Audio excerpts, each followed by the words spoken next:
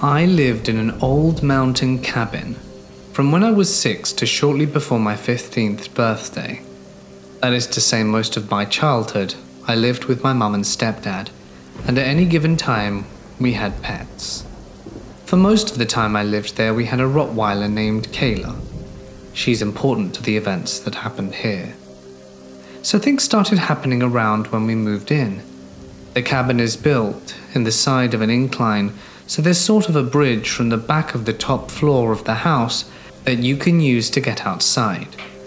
This bridge is connected to what was my first bedroom there by a small balcony and a sliding glass door that didn't have a curtain. So at night, it was just this incredibly dark scene outside the door, which would scare any kid my age. Eventually, a few years later, my mum reorganized the house and put me in the downstairs bedroom. It was warmer, being closer to the fireplace, and that move was a birthday present from my parents. This was my room for most of the time I lived there, and the room I had when my family got our dog, Kayla. My parents would leave me alone at times to go shopping or run errands, leaving me alone until 8 or 9 p.m. on my own. I didn't mind this at first, but then I eventually started to experience things when I was alone that left me afraid to be there on my own. I would hear a male and female voice calling or whispering my name, knocking, rustling, footsteps and the like. Kayla would also suddenly start growling or barking at absolutely nothing. Note that we lived in a small mountain town, so there weren't many cars or pedestrians that went by, especially not after dark. I began to keep Kayla close, feeling that we were safer together. Eventually my mum moved me back upstairs, this time to the front room, which had its own small balcony. Around this time, when I was 12 or 13, is when the activity became much more intense.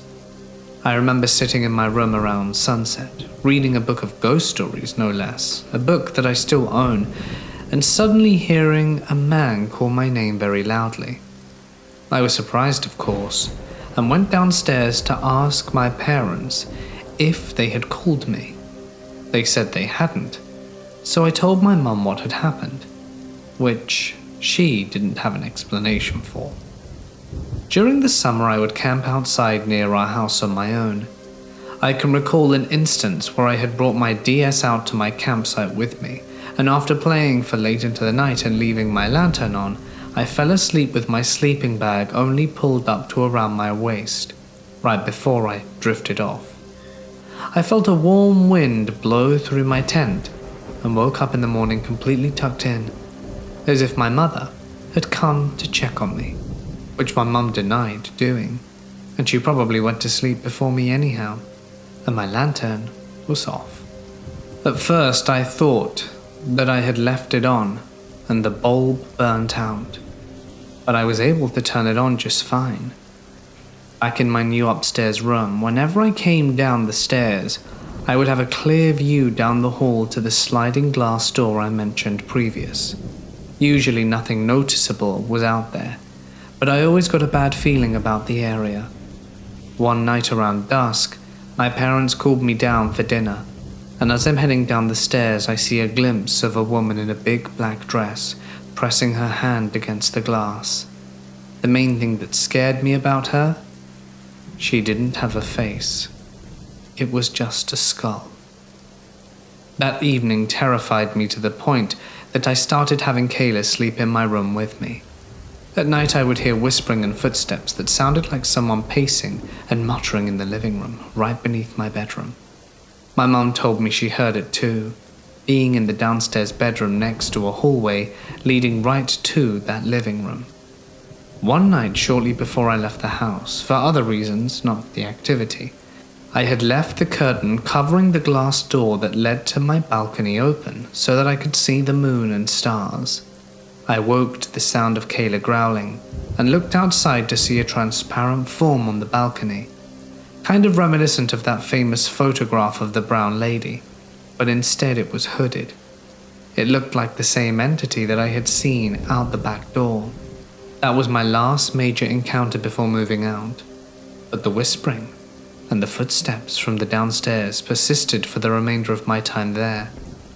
To this day, my mum and I agree that the house was haunted. My stepdad, however, is more of a skeptic and denies it.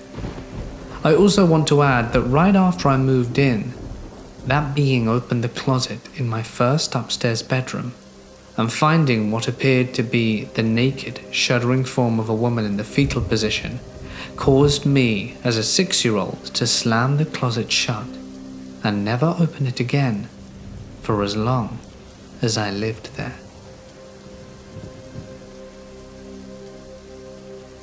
I was a teenager, and I just up and decided that I wanted to stay at my great uncle's hunting camp one night.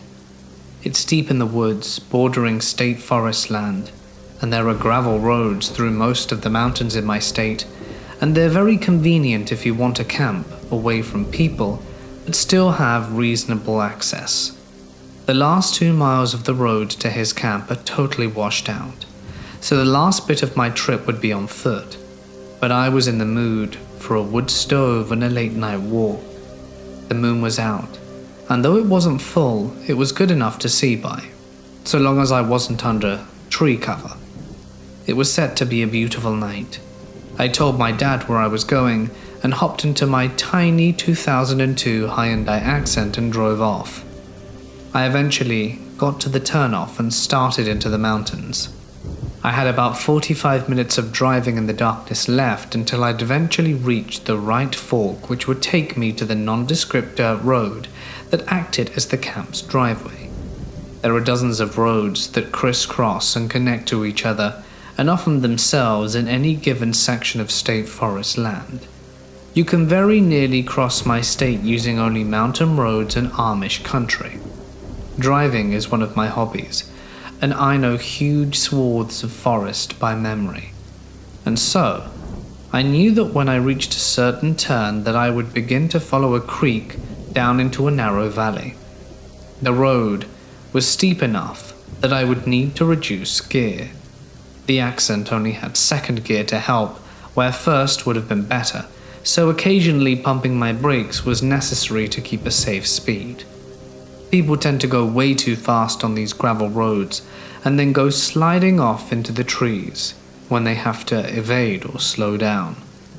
I was averaging about 24 miles an hour when I gently applied my brake and checked my rearview mirror out of habit. And there was some pale, floppy, hairless thing on all fours running about 10 feet behind my bumper, washed in the red of my brake lights and partially obscured by the trail column of dust from my tires and the vibration of my rearview mirror attached to the windshield. It was like my heart stopped. I almost ran off the road right there.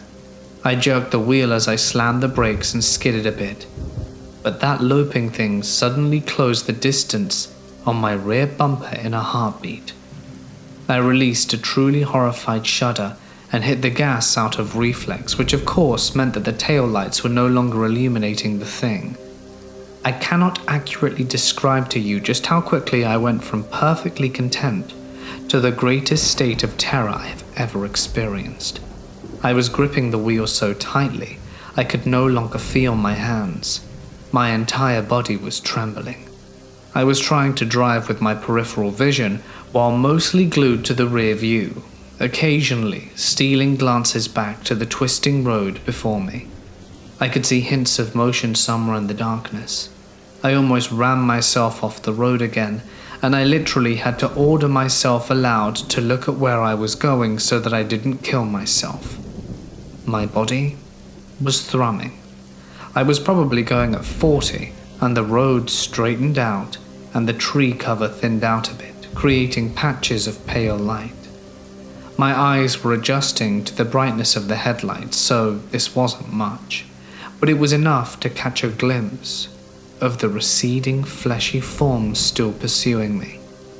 By the next bend, I could no longer tell if the creature was still behind. I did not stop at the road leading to the camp. I didn't stop at the one after, nor the one after that. I kept driving for another hour, taking an incredibly inefficient and winding road that eventually led me out of the forest on the opposite side of my home. I had chosen roads that were steep, for instance, because maybe it would slow the thing down and it wouldn't be able to catch up as easily. What I did next was truly irrational though. I drove for yet another hour on the interstate, then doubled back home using regular roads through the various towns I had passed along the way, making big loops and redundant turns. I had not been interested in horror in general up until this point, and this experience awoke something in me. To this day, I will go on night drives and never not feel scared. I was also a fairly skeptical person by nature, so this was also a deeply disturbing experience on a whole other level. And 4 months later, I saw a picture of a bear with mange on the internet, and suddenly, everything was perfectly clear. Every year, my family has this huge family reunion with hundreds of people that go to the same campground. One of the things that some of us do is a ghost walk. There's a dirt access/logging road that goes out of the campground and up into the mountains, and even though it's kind of against the rules, we walk up it as a group until we're sufficiently creeped out. Sometimes if we're feeling up to it, we make the 1 to 2 miles away from the campground up the pitch black hills. We have a no flashlight rule to help preserve our night vision and add to the creepiness, which comes into play later. This year, the group of about 10 to 15 people had left without me and my stepson, who was 15 at the time, so we decided we were going to sneak up on them and see how close we could get without being noticed.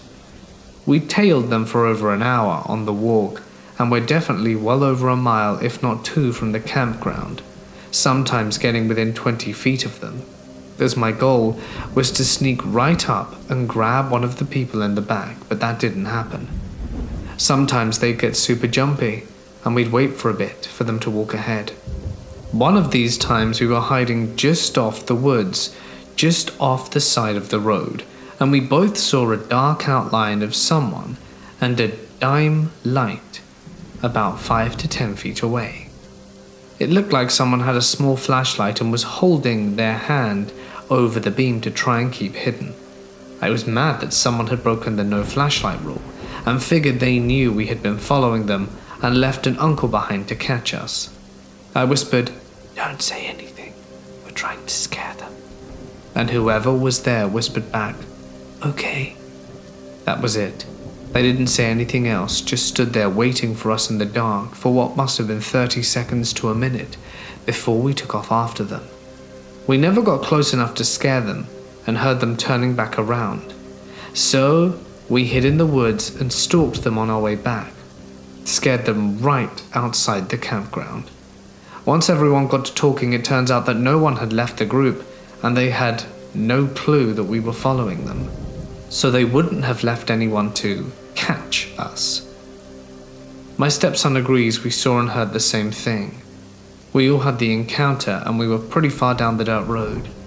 I'd definitely say we were at least 1.5 miles from the campground and we didn't see anyone else walking, and I don't think we've ever had one on these ghost walks. It's like the 10th year we'd done it. It's stupid dark out there and I can literally think of 0 reasons why anyone would be out there hiding off on the road while my family are walking past. And it was chilling when we found out it wasn't a relative and we had just stood there with whoever it was for what felt like a long time. My ex-father-in-law, Pedro, grew up working ranches. He told me this story, and that it happened to him in the 80s. Somewhere down in Frio County, along Highway 57, the road to Eagles Pass, he took a job with a ranch owner. He was given a mobile home to stay, and his family was welcomed to stay also. The ranch owner, Ferguson, I think is what they called him, had built himself a home several miles away on the same property. For the ranch hand, the site-built home was partially started but never completed. It was 3 sides of cinder block and a partial roof. This is why the mobile home was there. The land is about 100 miles from the US-Mexico border, and there have always been a lot of illegal immigrants crossing this land. One late afternoon, there were several illegals crossing the ranch property, when Pedro sees them and yells at them, asking what the hell they're doing crossing. They all stop and say, "Sir, we want no trouble. We're trying to get north for work and we're looking for a place to stay for the night." Pedro says, "Look at that home over there. You can camp there tonight, but need to be gone early because the owner will be up and doing his rounds. It should be enough cover for the night. If he sees you, I'll act like I don't know you." They agreed and set up camp in the non-completed house. So Pedro couldn't sleep well knowing he may be getting in trouble. He woke up extra early to wake the illegals up to tell them they needed to go. But none of them were in the house.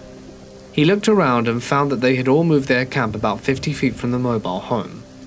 He woke them and asked them why they moved. One of them started to say, "No, sir, we meant no trouble, but no one can stay in that area. We all heard voices screaming for help. It was bad." They left soon after and nothing was talked about again, until years later. Both Pedro and Ferguson had gotten older. By now they were pretty close, and sat out one night in the ranch drinking beer. Pedro tells him, "You know, one night these illegals came through and asked to stay the night. I told them they could stay in the old house, but they didn't." Pedro told Ferguson the whole story. Ferguson sat there a while. He finally said, "You know, after all these years I never told you. When I was young, I saw my grandfather work this ranch, and a handful of times I saw him catch some illegals himself. He killed them and buried them right there. He starts to build that home right over the bodies, but not even the contractors could finish it. They heard the same thing." My cousin is with the Forest Service in the Montana/Wyoming area, and I decided to go up there with her to literally test the waters. She does hydrology and has to ride out to the middle of nowhere to test streams and snow runoff to ensure no contaminants. So I thought that sounded fun and wanted to do a bit of a tour with her. We were going to have to camp out there for 2 nights, so we packed all our gear in saddlebags and started out. The first night and day were amazing. Beautiful scenery, amazing air quality, and it really was so peaceful out there. I love that area, and I wish I got to go up there more often. Anyway, we started out on the second day, and my cousin said to me, "Do you want to see something weird?" I said, "Of course," and she led me, a bit on the side, into this tiny little ravine. We ended up traveling about 2 hours away from our actual path we had laid out. At the very end of this fold in the land, she dismounts and tells me to get off my horse. We tie them up in this gorgeous little clearing, and she tells me to follow this tiny wildlife path and bring our little rechargeable radio. It's one of those that you can plug in or wind up, and also acts like a lantern if you really need it to, but that kills the batteries very quickly. I do, and out in the middle of nowhere, there is a huge coil of wire sticking out of the ground. The wire itself was not weirdly large, like someone buried a transmission wire, but small, 10 or 12 gauge wiring for a house. It trailed off into the brush and trees, so naturally I decided to follow the damn thing out of curiosity. My cousin trails behind me as I do, and this wire, after coming straight up from the ground, is strung across limbs of trees then back into the ground. Then it snakes around rocks and finally deadens into an outlet. That outlet is mounted to the side of a desk. It looks like a schoolteacher's desk from when I was growing up, with a metal base and pseudo wood/plastic top thing. No chair, no building, no nothing. Just this outlet and this desk. I'm starting to get confused at hell at this point. Why is there a desk in the middle of a forest? When my cousin takes the radio and pulls out the cord and plugs it into the outlet, it lit up and started blaring static. The wire was being fed from somewhere. Now, the place where we were at had no road access, no buildings for many miles, and certainly no other people around. And yet, there was a live outlet. Weird as hell. No spooky jump scares or bodies, just one lone powered desk in the middle of the woods. I wish I'd have taken a picture of it.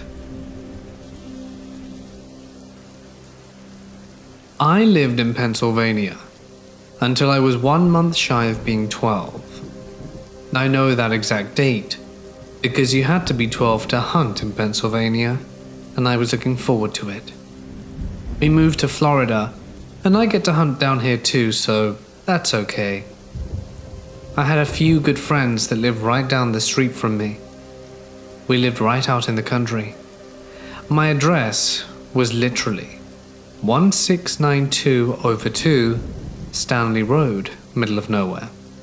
So we'd hang out at my buddy's place, or we'd go up this hill for about half a mile until we reached the burn pile and cabin at the top. It was a really basic cabin. Outhouse, no lights, nothing. We'd hang out there and use it as a fort for Nerf battles, manhunt, CTF, whatever. Well, one night my friend invited a few of his friends/cousins up to the cabin so we could roast marshmallows and play manhunt. There was something like 13 of us to start, but the numbers slowly went down to 10 by nightfall, so we played manhunt 5v5 in the dark. Around 11 p.m, we were in the middle of a game, and 2 of my friends had hung back with me because we were the fast ones. We realized that there were only 3 of us left on our team, and that we hadn't captured anyone from theirs. We tried to make a jailbreak and lost my friend, Francis. It was just myself and Lewis. Lewis and I were 100 yards from the other team, and they had 3 out of our 5 players now in their jail. They began to press our sides more to mess with us, until one of them told us that we were cheating. Lewis and I looked at each other, unable to figure out why. Our side had about a quarter of it covered, heavily in trees. The other side was about the same, with both wooded areas near the back of the sides. At one point when we were chasing someone off our side, I saw Lewis and I run in the same direction and someone on the other side of Lewis. I quickly cut behind Lewis and intended to surprise the other person and nab them on our side, as I was probably the fastest person there and didn't want to be on the team to capture no one. Once I emerged from behind Lewis's trajectory, we were both running, and I saw absolutely no one. Nothing. No trees, no scarecrows, absolutely nothing that I could have mistaken for a person. I surmised that there had to have been someone from the other team, hiding behind our lines, waiting for us to cross over and then tag us there. Well, the game ended up dwindling down to just us 2 left, and the other side with 4. We capped one person, and then all parties were exhausted. I asked the other team, mostly Lewis's cousin, who was behind the line waiting to cap us, but no one claimed responsibility, and I figured it was someone trying to mess with us. Back at the cabin, we started cooking hot dogs and marshmallows over a fire. We were about 10 to 13-ish, with one person being maybe 15, that being the older cousin. So we're all drinking soda and not beer. Note, if this had been beer and I'd have been older, I'd have just chalked this part up to booze. All 10 of us are around the fire when we saw someone coming up the hill. It's hard to see outside in the dark when you've been staring at a fire for a while, but at least 4 of us had seen this person, so we figured it was one of the people who left coming back or someone new. After about a half hour, no one came up. We went and looked but found no one. Being the intelligent young kids we were, we decided to investigate further. It's summer, after midnight, and we're all out playing with fire and flashlights looking for a mystery person. Yeah, we're not honor students. We went to the path that led down the hill, and could clearly see my friend's house in the distance. They left the outside light on for the dogs, you see, but there was no one in between. Someone was trying to mess with the group, so they ran into the woods and came out directly on top of us, scaring the crap out of everyone. After we all changed our pants and regrouped, we headed back to the cabin only to see someone on the very far side of the clearing. There were 3 of us with flashlights, and all of us attempted to illuminate the person, but we were too far away to get a good look. And as soon as we lit them up, she or he vanished into the woods. Okay then, now a few of us are freaking out. 6 people decide to go down to my friend's house to spend the rest of the night, where the axe murderer from hell won't be able to get them. Since they have 6, and the 4 of us who decided to rough it are only 4, the larger group got the flashlights. I was the only one left with 1. We decided to figure out who this was. Lewis had an uncle who was only 10 years older than him, and we figured that it was just him messing with us.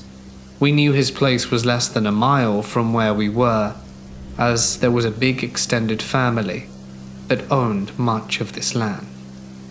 Lewis, Francis, and one of Lewis's cousins called Charlie and myself began to walk across the clearing. Once we were about 40 feet from the edge of the woods, we could hear someone moving around in the bush, not stomping or anything, but very carefully moving through the fallen sticks and underbrush, trying to make as little noise as possible. We figured it was Lewis's uncle, Uncle Josh.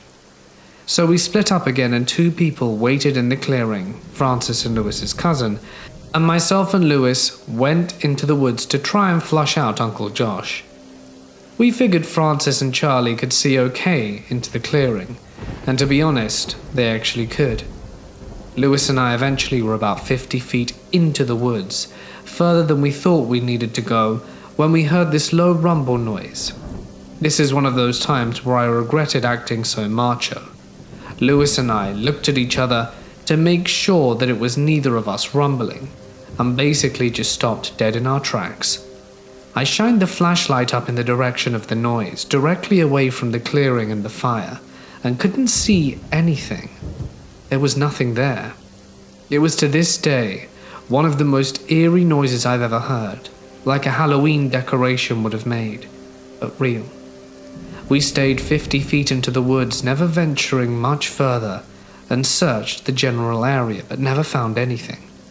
After a half hour, and it's now past 2 a.m., we heard a noise just at the edge of the clearing, and both of us turned around. I had expected it to be Francis and Charlie coming to figure out what the hell was taking us so long. But instead, I see one person basically hiding halfway behind a tree looking at us. I've never not wanted to shine my flashlight on something before that moment. If it was dark, I wanted to see what it was. But in the distance, well past the shadowy character, I could see Francis and Charlie milling around the fire. I had this awful feeling that there was no way Uncle Josh was being this creepy. I didn't want to see who it was, and I really wanted to get away from them. I mean, the hair on the back of my neck stood on end.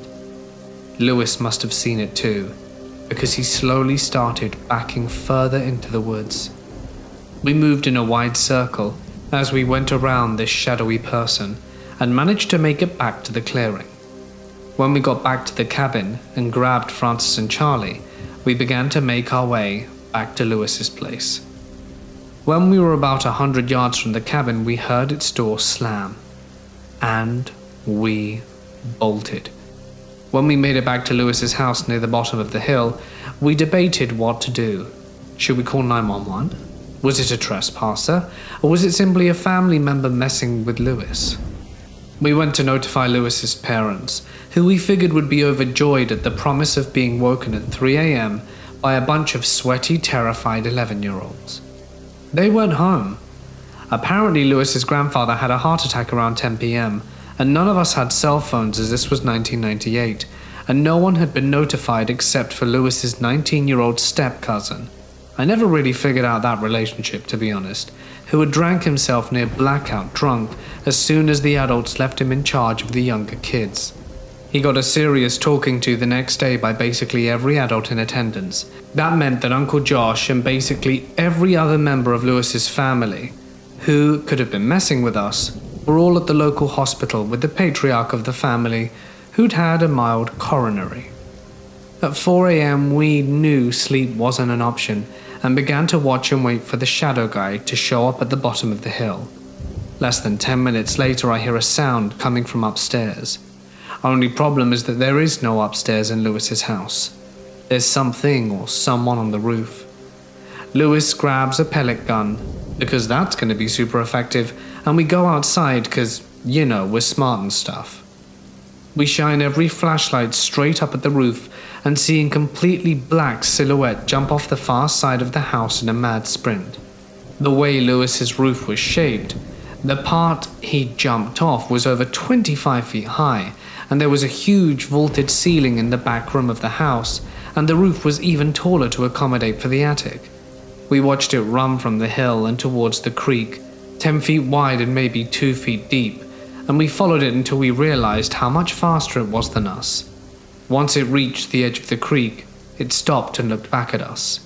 This rumbling thing came back, and it jumped the creek, and we lost it.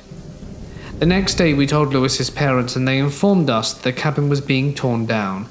A cow had been killed and dismembered in the cabin earlier that morning, presumably after we left.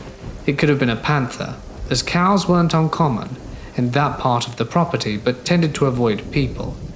It could have been a bear, but hell, we never went back up that hill at night. We never saw that thing again. It might not seem like much, but to 11-year-old me, I had a new face for fear. I was somewhere in the middle of the White Mountains in summer when I walked into what looked like a scene from a horror movie. A person with zero hiking/camping or any other experience had gotten themselves into big trouble. It was around 7 a.m. when I found the campsite. First thing that hit me was the eerie stillness until I noticed the shredded tent under a tree and the desperate-looking human figure covered in blood, whimpering quietly. I put my own bag down, grabbed my kit, and went over to the person. They looked like they had just lost a knife fight with a four-armed man. Deep slashes from one shoulder to hip, single punctures up and down his back, and hands and forearms full of what looked like defensive cuts. I patched him up as best I could, gave him water, checked my map, and hightailed it to the closest road. This was before cell phones were super prevalent and barely worked in the mountains. Thankfully, the road was very nearby, under 2 miles, and I was able to flag someone down. They took off, and I waited for assistance to arrive. It took about a half hour until rescue got there, and I led them to the still unidentified individual. He was not very conversive when I helped him out. I was sure he would be dead before we arrived, but I was wrong. I assisted rescue bringing him out, and took them up on their offer to head into town and get cleaned up. After cleaning up and getting myself situated at their station, I went on my way, leaving them my number and to call me to let me know what was up with the person we helped out. I got home 3 days later, and there was a message on my machine. The story was that the guy I found decided to go camping one day and heard that he had to keep food hung from a tree to keep bears away. Well, he did that, but put it almost directly over his tent, and not high enough. The night before it happened upon the site, a bear had used the tent and its occupant in an attempt to climb the tree to get the food. The guy had woken up to 4 black bear paws sinking into his body, shifting up to reach. The dude survived and swore to the hospital that he was moving to the city and would never go into the woods again. My wife and I were hiking a very long way from the trailhead, at least 7 miles in on a snowy day. We had the whole mountain to ourselves and hadn't seen another person all day, and didn't see another track. Near the top of a hill we walk into a grove of cedars, when this guy comes out of nowhere from behind a tree, like super deliberately heads right for us, hand in pockets, breathing heavily, and shifting his eyes from left to right, as if hoping no one else would see what he was about to do. As he comes up to us, he went to pull his hand out of his pocket quickly, and whatever he was pulling got caught. He tried several more times and it wouldn't come out. Then, he started to stand there and make small talk, so we noped out of there. I'm positive he was trying to pull a gun, and feel like we might have been his first failed attempt. This happened when I was around 8 years old. I grew up in the Midwest, Ohio to be more specific. The town or village was not large by any means, with around 40 to 50 people at most. During this time, my family didn't have the internet or cable TV, and cell phones were just starting to become mainstream. And as such, entertainment was mostly chores or roaming the surrounding area exploring. My house was backed by fairly dense woods. There was a steep decline with a massive, relatively flat wooded area where a creek ran through. This creek wasn't very deep. Waist deep in certain areas, but mostly knee or ankle deep, but it was wide. Growing up, I lived in these woods, hiking up and down the creek, mapping the woods, exploring a few long abandoned and collapsed houses that nature reclaimed. I lived and breathed nature, and those woods were my home away from home. My father grew up in that area. My aunt, uncle, and cousins lived just next door to it.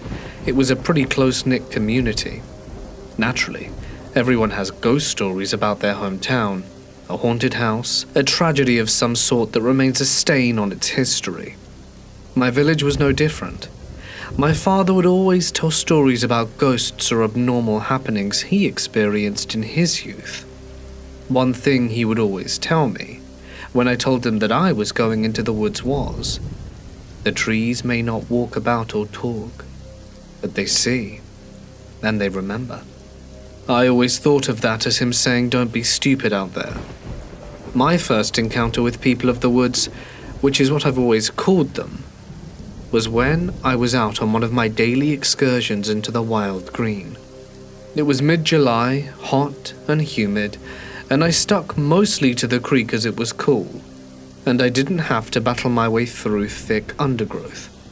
I hiked approximately about 2 miles along the creek, hunting for crawdads or crawfish, and looking for signs of deer, rabbit, or the fabled albino squirrel.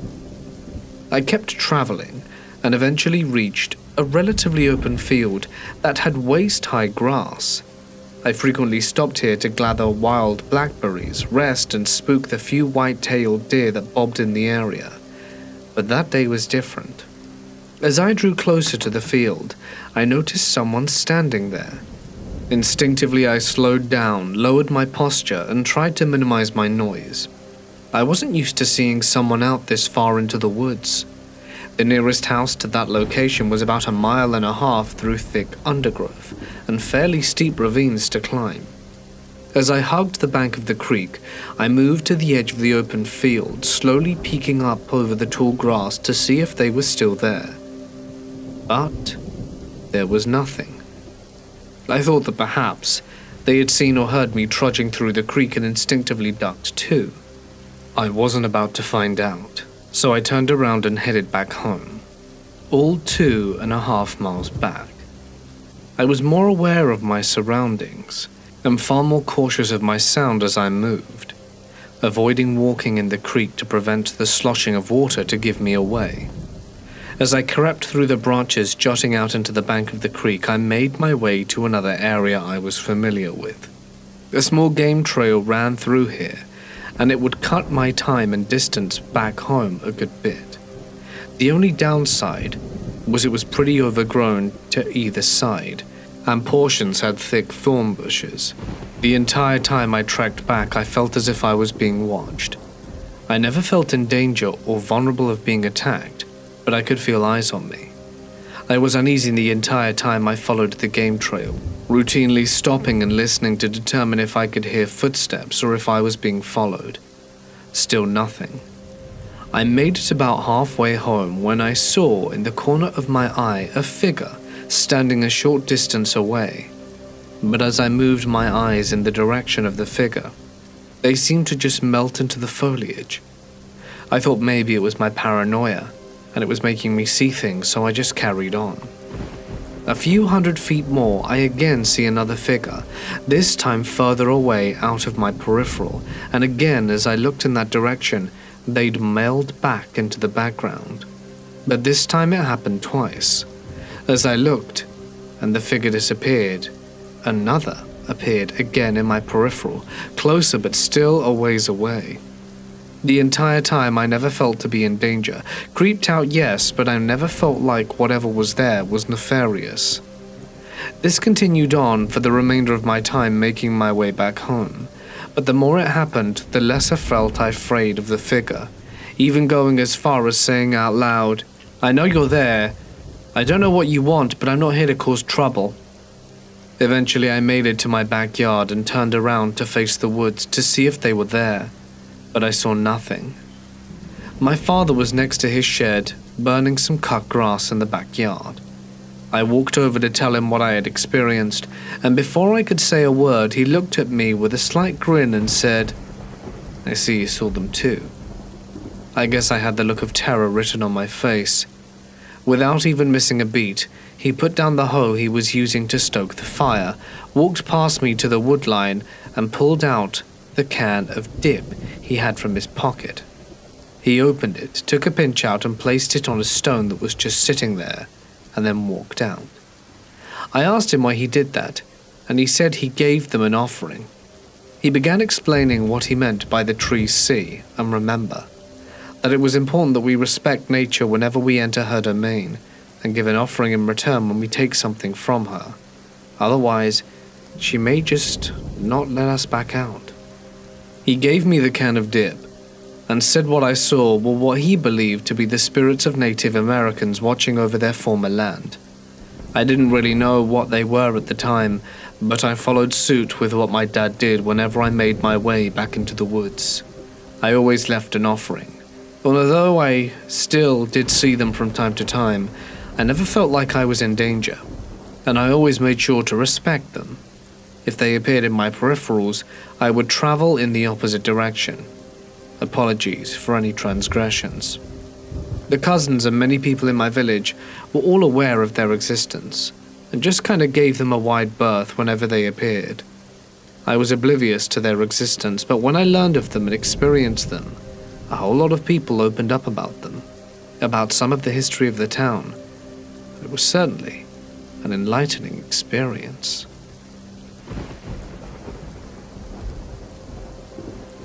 I often go up to Alaska to visit my grandparents and go fly fishing. It has to be my favorite hobby besides music.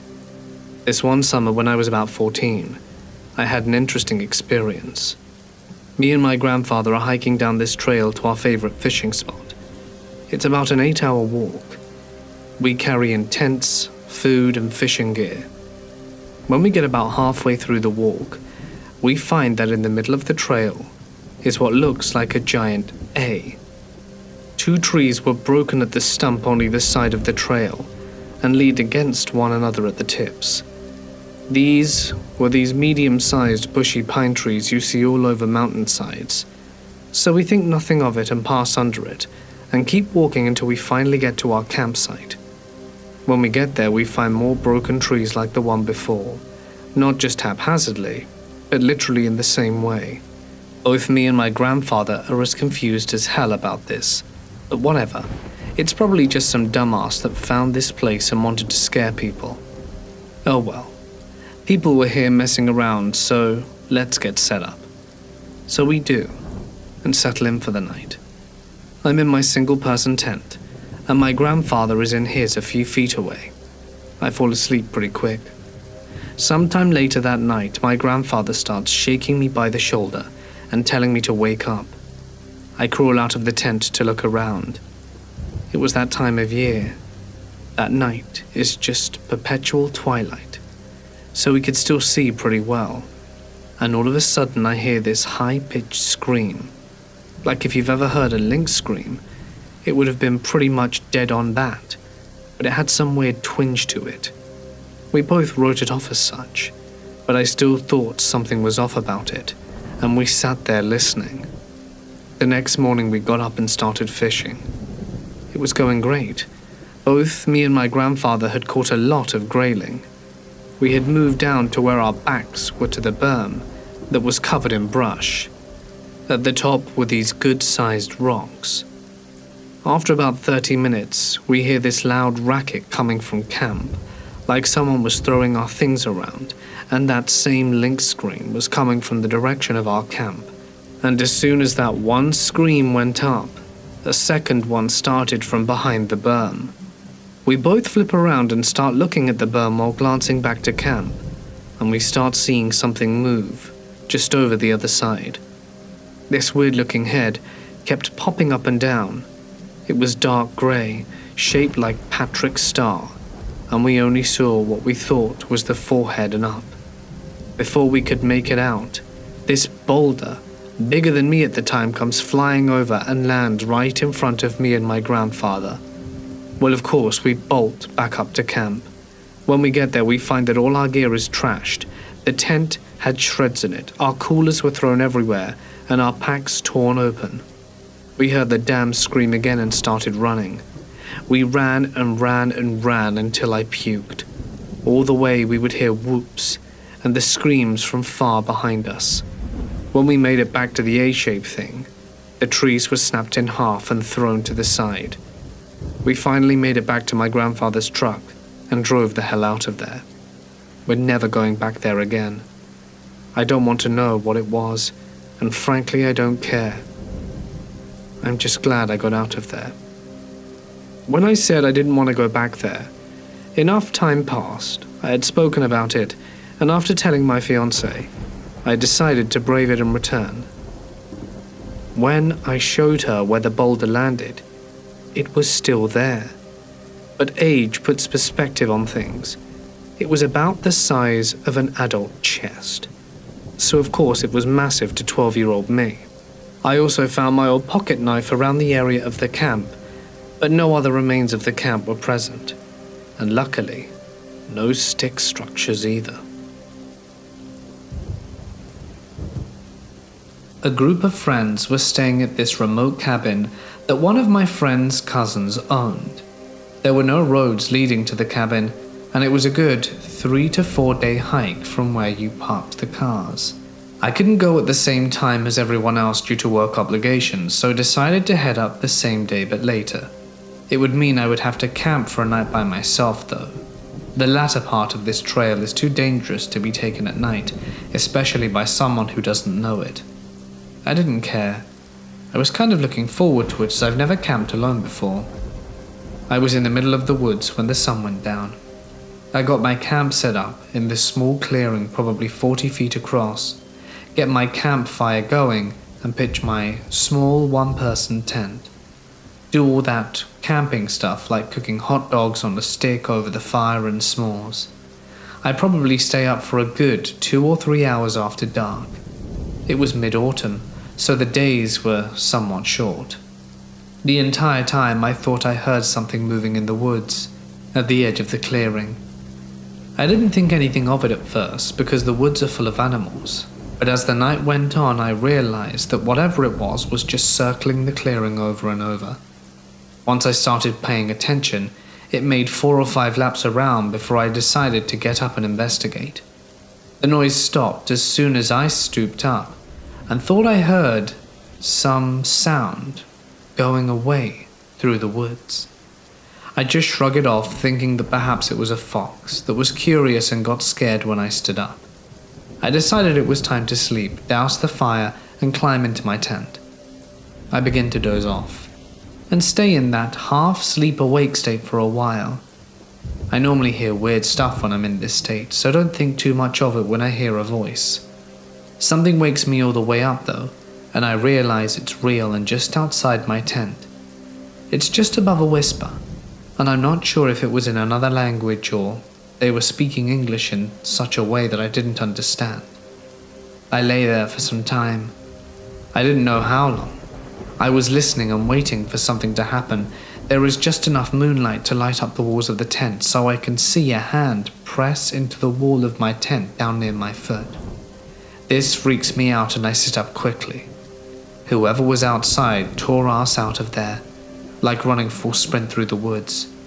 I get out the tent and shine my flashlight around and see nothing.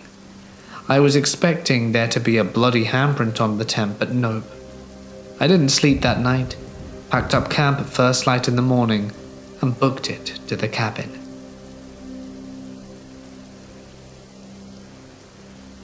I like to hike in really deep woods, finding all railed roads and stuff. Pennsylvania game lands have lots of old, narrow gorge tracks from the logging days. We had some interesting finds. I once found a wreath made of vines and antlers on a tree in SGL 60. I looked out of there real quick. On another time, I followed an old road in SGL 158 till it disappeared into the woods. There was abandoned stuff everywhere. Logging equipment, metal barrels, chains. Gave me the creeps for some reason. Probably because I watched Annihilation the night before. Well, I was on the Appalachian Trail in Maine and got chased by something. It sounds stupid, but I honestly don't know what it was. My brother and I were exploring a trail after setting up camp, and we saw movement about 10 yards away, and something came screaming and screeching out of the underbrush. It was short and brown, but I didn't even get a good look at it. It might have been a chupacabra or a chicken, and I just remember running faster than I'd ever had before, hand on my big knife and unclipping it. Imagine if it were like a grouse and I killed myself tripping and landing on my knife. After 100 yards, we stopped and wheeled around, knives out and panting hard. It wasn't behind us. Still no idea what it was, but I wasn't a fan. 1 out of 10. Would not recommend to friends. I was hiking a section of the North Umpqua Trail, the northern part of southern Oregon, a few years back, with my sister-in-law. It's about a 72-mile trail broken into sections that can be easily hiked in a day.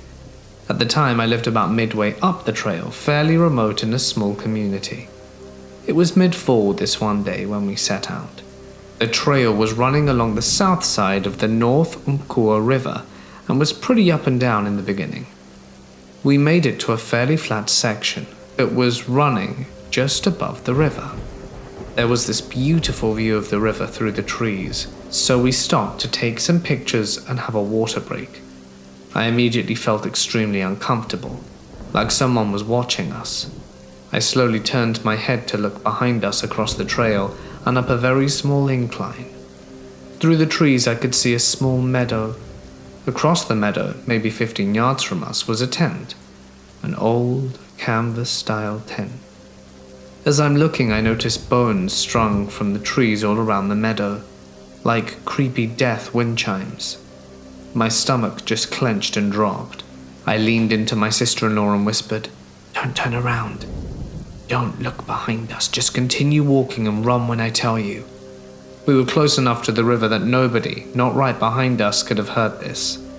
She did exactly as I told her to do, setting off at the brisk walk we'd been at before. We got maybe 10 yards and I could hear footsteps through the forest floor coming from behind and slightly above us. That part of the forest is very dense. There is a thick moss cover under the trees, so footsteps on it make a very specific sound. I leaned forwards and told her to pick up speed. She did. I did. And so did whoever was behind us. I leaned forward again and told her to run as fast as she could and not stop until I told her to. For two middle-aged women, both slightly overweight, we ran like the damn wind. I just kept telling her to go. I could see ahead of us that the trail made an incline and veered to the right along the river and around a cliff.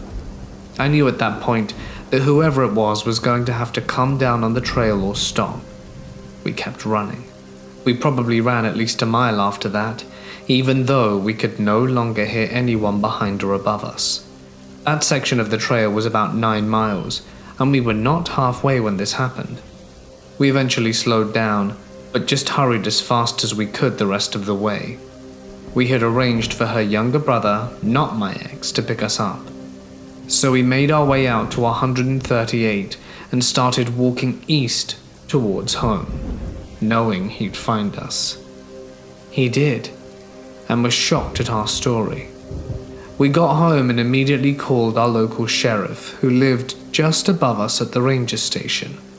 He came to the house and heard our story, and explained it might be a day or two before they could get into the trail, as they had a missing hunter at the time they were searching for. So a few days go by and he shows up at our house to let me know that we were not crazy or imagining things and someone really did chase us. I ask what they found and who it was, and he looks down at the ground and looks up and said, "I'm not going to tell you what we found or who it was, because if I do, you'll never hike anywhere again. What we found was not normal and will not happen again here." He then instructed me to never ever hike unarmed again. I never found out what they found out or who it was. I never hiked that section of the trail again, and it completely burnt last year. I also never hiked unarmed again. That was huge for me, as I was not a gun person. I've had many incidents living up there in a national forest with wild animals and other strange things, but nothing has ever scared me as much as that day.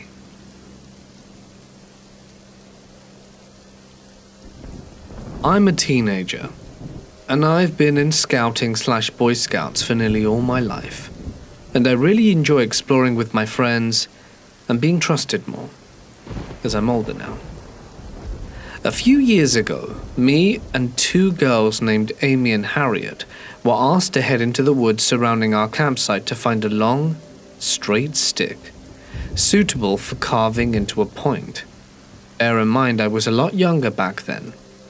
Harriet was older, and Amy was only a year older than myself.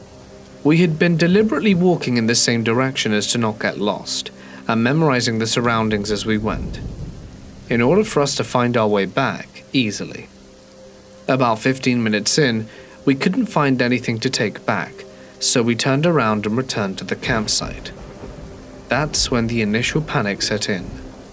The trees had almost unnaturally knitted themselves together in such a way that it seemed our path was non-existent in the first place, like it had just vanished. We looked around 360 degrees, and now everything looked exactly the same. Trees we could have sworn were different from each other appeared as all copies of the same tree. We kept walking in what we thought to be the right direction, while shouting for help, and eventually came to a concrete path, almost like a road but very thin, separating the forest and splitting it in two. We didn't follow the road as it went in the wrong direction to our campsite. On the other side of the path was more forest. However, nearby was an abandoned shack, likely used for storage. We had no idea anything like this was out here in these woods, so we just kept walking. Eventually we came to a road we didn't recognize, and a woman wearing pink and purple walked past us as we frantically asked her for the direction of our campsite, as by now, according to our watches and Harriet's phone, we'd been walking for an hour and a half. She said she'd never heard of the campsite, but there is one in that direction. We followed her advice and eventually returned to our campsite. We frantically apologized for taking so long and that we couldn't find anything. The leader, Ian, could see all three of us were shaken up, and stated confusedly that we'd only been gone about 25 minutes, and that our free time was still going on. To this day, it baffles all of us, as our free time was 40 minutes long, and our watches and phone had said we'd been gone for several hours. The forest we were lost in felt crushing and claustrophobic, like we had entered an area that the concept of time did not apply to. I believe in the paranormal, but this was unlike anything I'd ever heard or experienced before. And the hours in the forest were only minutes in the real world. The feeling was very strange, and it stuck with me for the rest of camp. It's a weird but true tale, and I only wish I had an explanation. This is my father's story, My father used to have a business in maintaining the woods. It's a thing in my country, which basically means cutting down dead trees and hauling them out of the area. This meant that he was out in the woods all day, and he was allowed in places normal citizens couldn't go because of rules by the Forestry Commission. My dad was working in the early morning when he suddenly noticed a car in the middle of the woods. It drove through a small path normally only used by the forester. It wasn't a car from the commission, so he thought it was very weird that it was there. However, Dad was alone, and it was the 80s, and he didn't have a mobile phone to contact anyone. Since it was in the middle of nowhere, he decided to ignore it.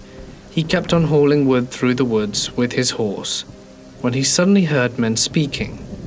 Now my dad is a brave man and as strong as a bear, so he decided to take a quick peek to see what the hell those folks were doing. My dad looked around some thick bushes to make sure he could see the men. They were digging a hole. My father decided that it was something he really didn't want to interrupt, and he kept working through the day like nothing ever happened. He made sure to keep some distance between him and the digging site. The men apparently never noticed my dad, possibly because his equipment wasn't located in the direction the men came from, and my father worked with horses, so there weren't any loud machines. It was the 80s after all. At the end of the day, my father got to the local commission office and reported it, and they called the police. They went to the spot where the men had been burying something, and they found the body of a young woman. It still irks my dad to this day. He was alone out there. What if the men saw him? What if he decided to check the burial ground out himself? Scary possibilities. I used to be a scout leader, and each year we go during the New Year period to a camping site. Being in Canada, New Year weather is pretty damn cold, think minus 20 to 30 Celsius, so the camping is done in lodges. The lodge we slept in had no toilets, so each night before we went to bed, I'd round up my scouts and walk them to the bathroom, which happened to be in another lodge, at about a minute walk away. That year, I happened to have two really immature kids that were taking too much time to get ready, so I sent my scouts to the washroom and told them that I'd catch up to them once the two guys would stop mucking around. A few minutes later, we were on our way. By then, most of the children had already brushed their teeth and went to the toilet. When I finally enter the lodge, I can see that most of them had congregated around the vending machine in the hallway across the toilet. So I enter the toilet with the two kids that were with me, and I check to see if there was anyone in the stalls. "Is anyone in the toilets?" "Yeah." I recognize the voice of Jay, one of my scouts, and then proceed to brush my teeth. A few minutes later I ask again, "Everything good?" "Yeah." This time I recognize the voice of another kid, Walter. At the moment, I make nothing of it and assume I just misheard the voice the first time round. A few minutes had passed and even the two difficult kids I was with had finished prepping themselves. So I ask if everything's good again but get nothing back. So I asked the two kids to start opening the stores to see if something had happened to Walter. There were about 8 of them, all empty. The two kids start freaking out because they also heard the voices, and since they had been using the sink, which was right by the door, there was no way for someone to pass them without being noticed. So I send them to the shower stalls, and once again there's no one. The two kids were now becoming really agitated, so I decided it was time to regroup in the hallway and head back. Back in the hallway I see both of the kids who we thought we heard, who denied having entered the washroom after I came in. To this day, my scout squadron refers to this incident as the Poop Monster Incident.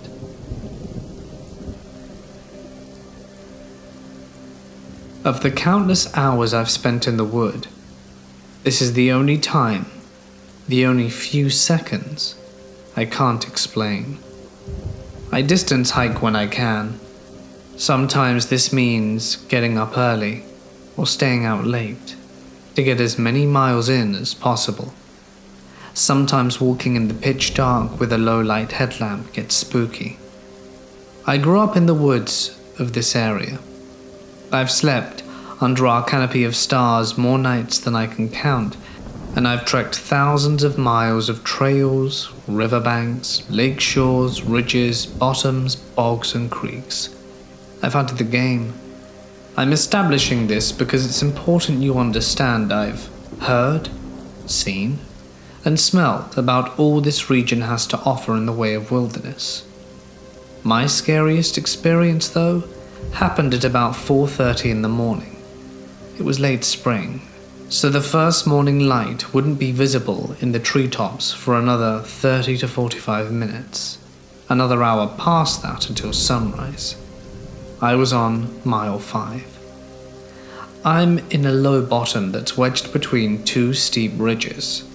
The trail I'm on was narrow, muddy, and completely hemmed in by a thick underbrush. Young maple and old oak growth, and I'm focused on the small light from my headlamp, just one step after the other, zoned out. Then I hear a crack, and I froze solid. In this part, I have trouble describing 4:30 in springtime. It means I'm the only thing making noise. There's no birds chirping, nothing. It's dead quiet. I froze mid-step. When fight or flight kicks in, you have these immediate instinctual thoughts. The first thought that instantly flashed in my mind as I stood there balancing myself in silence was, if I hear that again, I'm turning around and I'm going back the way I came in a hurry. Why? Because that sound was not a branch breaking. It wasn't deadfall. It wasn't a widowmaker. I was damn sure I had just heard something intentional.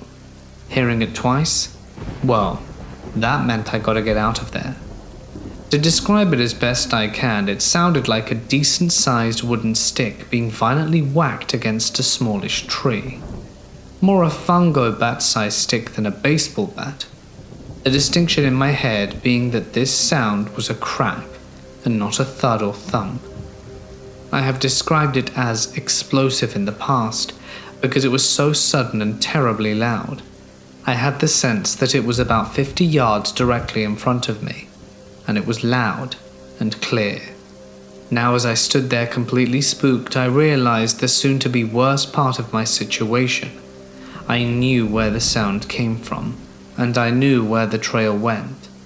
In about 30 yards I was going to come to an 180-degree turn and start up the ridge going away from the creek. This meant, as soon as I got the courage to move towards the noise, I was going to have to turn my back to it and get up that ridge. This made me very nervous. My head's somewhere between meth fiend murder and Bigfoot bludgeoning. Minutes pass. I just breathe my foggy breath into my glasses and listen. There's nothing. Dead quiet. And I've got about 20 to 30 minutes until first light. I crank up the headlamp and start to slowly creep to the 180 turn. When you wear a headlamp in the woods at night, every tree branch in front of you casts a big, black moving shadow on the trail, and it didn't help. I get to the turn and quickly make the bend. I'm moving pretty fast at this point, trying to be quiet, taking tiny shallow breaths so I can listen while humping it up the trail. And then I smell it. A stench hits me that I can't describe. I just imagined wet, rotten death. I've actually worked scenes where humans have expired in a past life as a firefighter, and this was like days-old decomposition. But it smelled strange. I kept walking fast. By the time I made it to the top of the ridge, I was huffing, and the first light was showing. I didn't stop moving until full light was out and the birds were chirping. I've heard it in all our woods. I've smelled it all, and I'm telling you, I don't know what the hell that was. Deadfall, and especially leafed out branches, make a lot of noise on the way down. I've heard it many times. I don't know. Me and a group of 20 others were hiking in a 2-person side-to-side line through thick woods at around 1 a.m. We managed to find a muddy road which we continued to walk over for miles before going back into the woods. While walking on the muddy road, I held a conversation with one of my friends that was to the right of me. After a while of talking, I noticed that my group was further ahead of me than before, so I picked up the pace. As I got closer, I noticed something odd. The friend I was talking to was already with the rest of my group. I asked him, how did he get back so quick? And he turned and looked at me and said, I was wondering where you were, you disappeared for a good 5 minutes. Let's just say I didn't feel right after hearing those words. I know for a fact I was speaking to him earlier, and if not him, then someone exactly with all the same gear. Luckily nothing happened after that, but I was pretty shook for the rest of the hiking night. This all happened in Poland when I was a teenager as part of what I call a survivalist camp.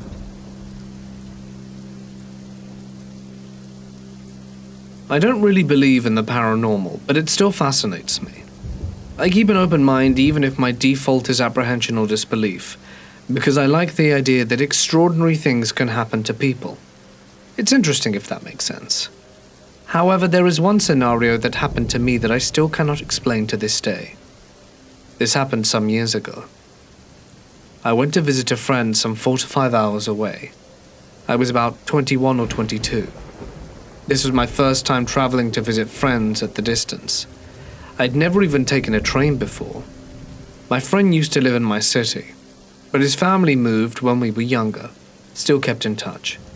He'd visit sometimes, and this was the first time I'd visit him.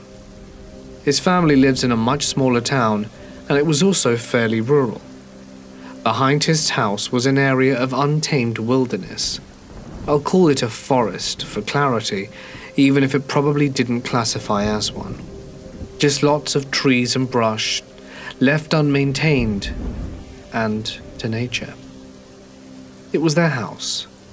Then 30 to 40 feet of chicken wire fence, and a further 250 to 300 feet is where you started entering the forest. My friend and his siblings alleged if you left a belonging on the side of the fence, not necessarily in the forest, it would be returned to you sometime later. I love it. Super cryptic and of low stakes. I'll run with this story for now.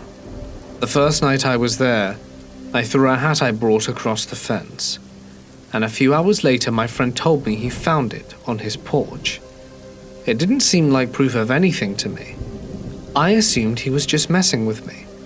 I tried again the same night, monitoring my friend in the process, and when he went out to have a cigarette, I found the hat on the porch. Whatever. One of his siblings could have been in on the prank. The second night, unbeknownst to my friend, I took a belt buckle of his and threw it as far as I could across the fence, and again it suffered the exact same fate, on their front porch just a few hours later. I still wasn't super convinced. Maybe someone saw me and quickly went looking. At this point I started to get creeped out, but my disbelief still prevailed. On the third night we decided to go into the forest. It was me, my friend, and my friend's friend. We climbed over the fence and started walking across it towards the forest, and get about 50 feet deep, when all of our flashlights went off in unison. My friend yelled for us to go back, and I didn't question it. We ran. But in the process I dropped my hat. I was fidgeting with it as we walked. When we got back into the house, my hat was inside, in their basement, in my suitcase zipped up. This shook me greatly, because my friend already had a sizable head start versus me. When we ran all the way back, there's no way he could have gone back to pick up the hat. I was with him when we all reached the house. Compounding this, we ran a straight line back to the house. There's no way someone could have grabbed it and ran a different route to beat us home. And on top of it all, we lock the house before we embark on our nightly walks. And it wasn't a duplicate hat either, unless they managed to replicate the wear and tear of my hat to a T. We didn't talk about it. I was done with it, and wanted nothing more to do with the forest. We all just basically said, "Oh, this just happened," and then dropped it completely. I left my hat with him when I left for home, half hoping and half dreading it would find its way back to me, but it never did. My friend and I kind of fell out of favor with each other for unrelated reasons shortly after this. If we ever reconcile, and it's been years since, I would want to talk to him about this and maybe even visit again. Their stories of occurrences in this forest are numerous, and if it's just for my curiosity, I would love to explore this more. The following story stands out as the most unnerving thing I've ever experienced. It's one thing to see a sign warning about a predator in an area. It's another thing to be stalked by it all day. I went out one afternoon on my small john boat to do some fishing in the swamp, mainly for warmouth. I was pretty familiar with the area and motored out 3 to 4 miles to reach my favorite spot. Alligators are fairly commonplace out there, and it's just something you become accustomed to. Generally, if you respect them, they'll respect you, as they've become pretty used to fishermen. The water in the swamp are full of tannic acid from the decaying leaves at the bottom, so the water looks inky black at first, and visibility is only a few inches. Anything that is visible just under the surface is tinted a dark amber color. I had caught a few fish, and noticed that around 50 to 60 yards back up the canal, a pair of eyes floating just above the water were pointing in my direction. It was a gator. No big deal. They've learned to be opportunistic and steal stringers of fish if you leave them hanging over the side of the boat. I continued fishing for a few minutes. I had just reached down over the side of the boat to grab the lip of a warmouth I'd hooked. As I pulled the fish out, I saw the faintest glint of amber in the water about a foot below where my hand had just been. I watched as the faint glint slowly rose up towards the surface of the water, revealing 2 black eyes and the largest jaw on any gator I've seen in the wild. I slid back to the center of my small john boat. As the head of the gator broke the surface, I could feel it sliding back along the bottom of my boat, shifting it slightly. And after watching it for 10 to 15 seconds, it finally swam out from under the boat. I'm guessing it was pushing 12 to 13 feet, and that's after having seen hundreds of gators. This gator followed me for the rest of the day. I'd motor ahead a ways, just to put some distance between us, and not long after I'd stop, I'd feel the familiar bump on the bottom of the boat each time. It would eventually swim off, and then turn back and stare at me. I've never felt more outmatched. This dark, quiet, toothy thing had the ability to sneak up on you at any time it pleased, and get within 3 feet of you before you even knew it was there. Do you know how unnerving it is to look something in the eye that makes it abundantly clear that it's only waiting for you to make a mistake? There's a level of intelligence and focus in those eyes that makes you understand your place in the food chain. It's not the first time gators have followed me. I've been followed by 3 at once before, but none have ever made me so intimately aware that the only thing on its mind was to drag me out my boat and under the surface of that black water.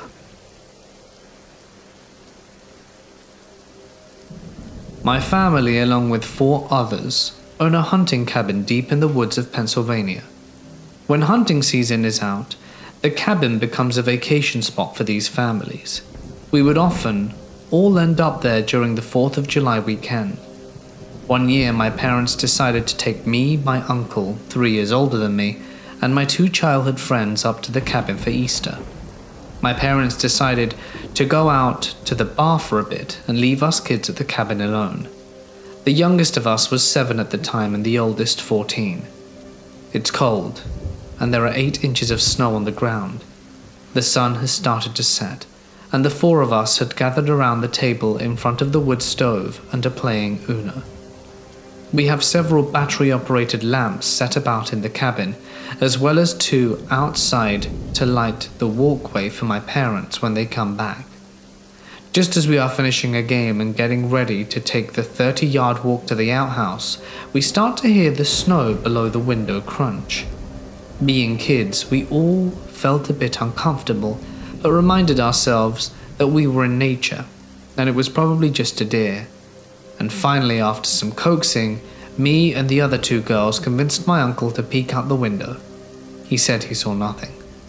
As soon as he sat back down, we started to hear a low grunt and heavy creaking sound on the front porch. Now, before my parents left, they gave my uncle the keys to the gun cabinets and a rundown on which gun to use if there were trouble. So like any good protector, he arms himself, and we hear heavy breaths and heavy paws on the porch side on the other side of the door. Those heavy paws then start to crash repeatedly into the front doors.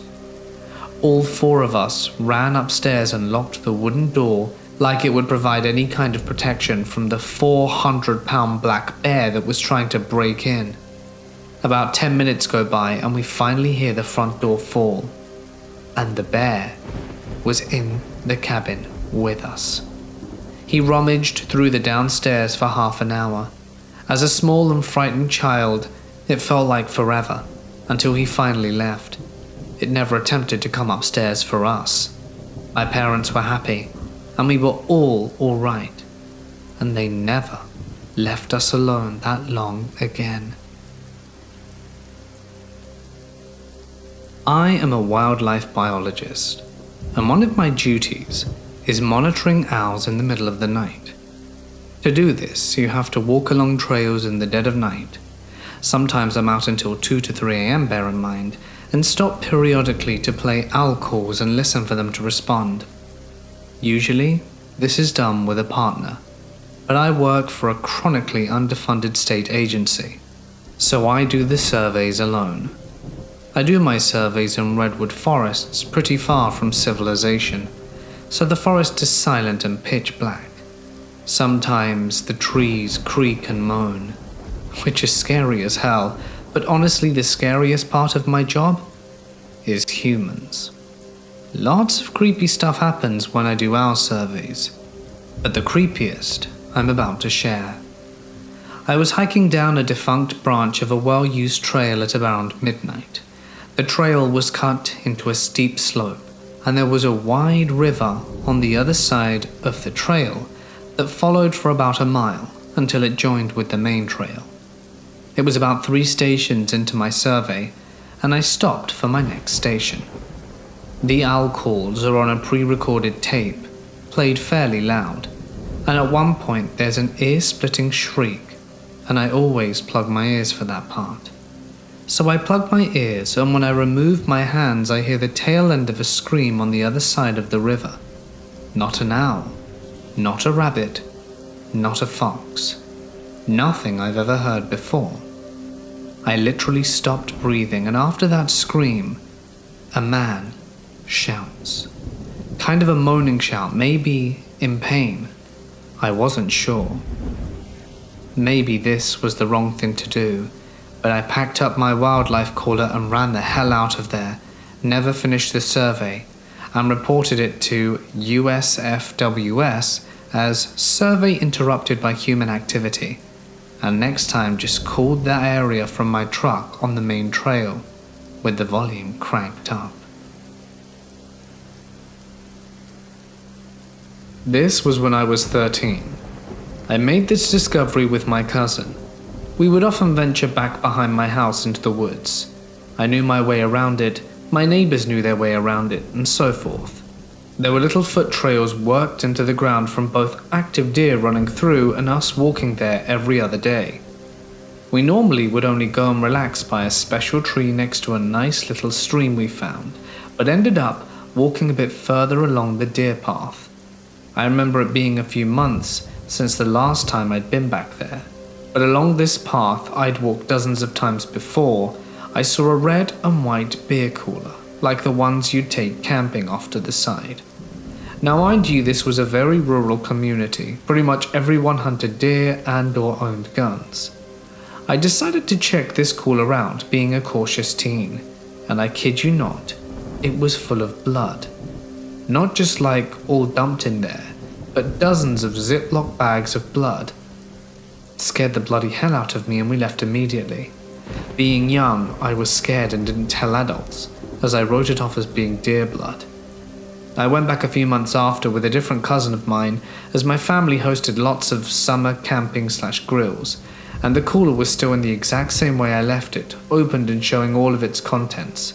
It reeked to ungodly levels at this point, as you might imagine, being in mid-Michigan summer heat constantly. I don't know why, but my young brain thought it would be a good idea to dump it all out and stab the bags open, as I carried a little knife with me to make me look cool. I haven't been back since, but have the feeling the cooler will still be there. I don't think that there were any missing people ever reported in my hometown, and I sometimes think back about it, and I just wonder, who the hell put that cooler there?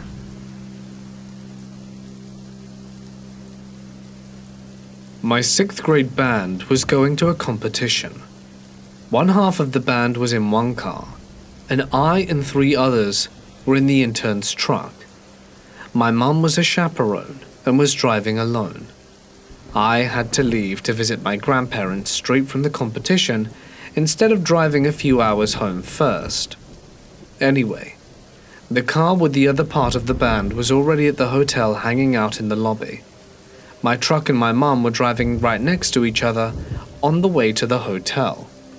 The GPS took us both on one of those back roads that's not really on any maps. Extremely old 2-lane roads in the middle of the woods with trees growing inwards into the road.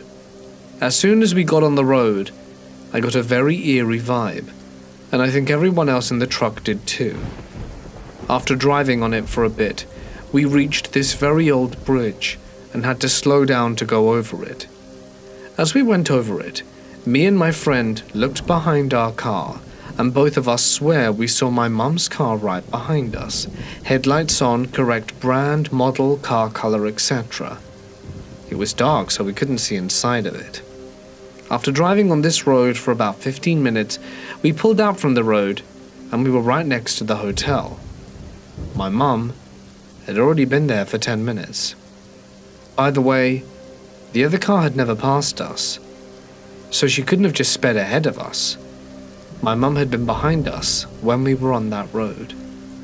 I have no idea what happened there, but the rest of the night just went on as normal. I used to work security, and several years ago, I was assigned to a remote construction site where a summer camp was being built. It was quite literally in the middle of the woods, roughly 4 or 5 miles into the forest, with only a single access road they'd been using to haul equipment and supplies and such. My job was to provide overnight security doing a foot patrol of the entire area. The patrol covered 2 miles in all, roughly once every hour, and then go back to my post, a tiny wooden shack, not much bigger than a phone booth to fill up my logs. Other than the occasional black bear and coyotes, it was a very boring assignment. With one exception. I was doing a routine patrol one night near the end of my shift at around 3 a.m. or so. I just passed the gate where the access road enters the site when I heard an extremely loud and piercing scream that seemed to have come from some distance down the road. It sounded like a woman screaming in absolute terror, so I immediately took off, sprinting as fast as I could in that direction. I didn't hear anything else after the initial scream, but about a quarter of a mile or so down the road, I came upon a car parked off just the side. There was no car in sight when I'd come through my way to make my shift, so it must have parked there fairly recently. It wasn't running, no lights were turned on, nor were any doors open. I called out to see if anyone was there to receive no answer, and looked around the general area, but didn't see a thing. Needless to say, I was pretty goddamn sketched out at this point. I ran back to my post. and reported what I'd seen and heard to the police, since there really wasn't anything else I could do. Unfortunately, nothing ever really came of it. I never found out whose scream I heard or what caused it. The car was apparently owned by a guy who lived in the area, but I never heard why he was there. My supervisor suggested that maybe I'd heard a mountain lion or other animals screaming, but I've heard these sounds before, and although they're freaky, there's no mistaking an honest-to-goodness human scream.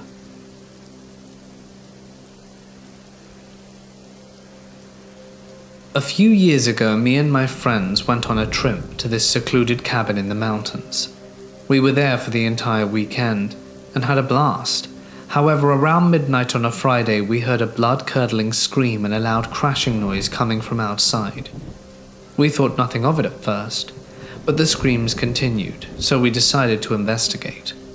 What we found was something that no rational mind could ever have imagined in a billion years. We found ourselves staring at a bizarre creature which we can only describe as a cross between a goblin, a demon, and something completely unnatural. It had no eyes, only hollow black sockets, which gave it a completely hollow stare. This thing was covered in a thin sheen of dripping blood, which glistened in the moonlight. It was busy, hacking apart what appeared to be the lower half of a girl. It had already made a pretty good job of it, and when it noticed us, it let out a bestial roar. My best friend screamed and fainted. The other friend ran and hid, and I froze in fear. We never told anyone about this, not our parents, our friends, no one. Even now, after years, I get nervous whenever I have an encounter in the woods after midnight. We got out of there as soon as we could. No way we were going to stick around for nature's oddest work of art. The murderer was long gone, thank God.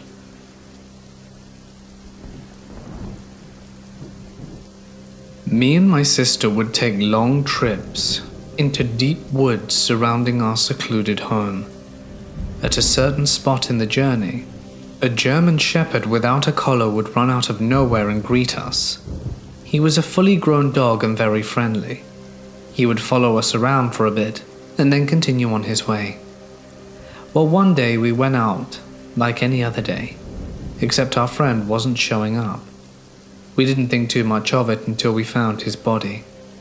It looked like he had been attacked by wolves with how ripped apart he was. But it didn't look like the animal ate very much of my doggy friend at all. Just sort of tore him up and left. Later we kept walking and talking about it, until I hear a weird sound come from the distance.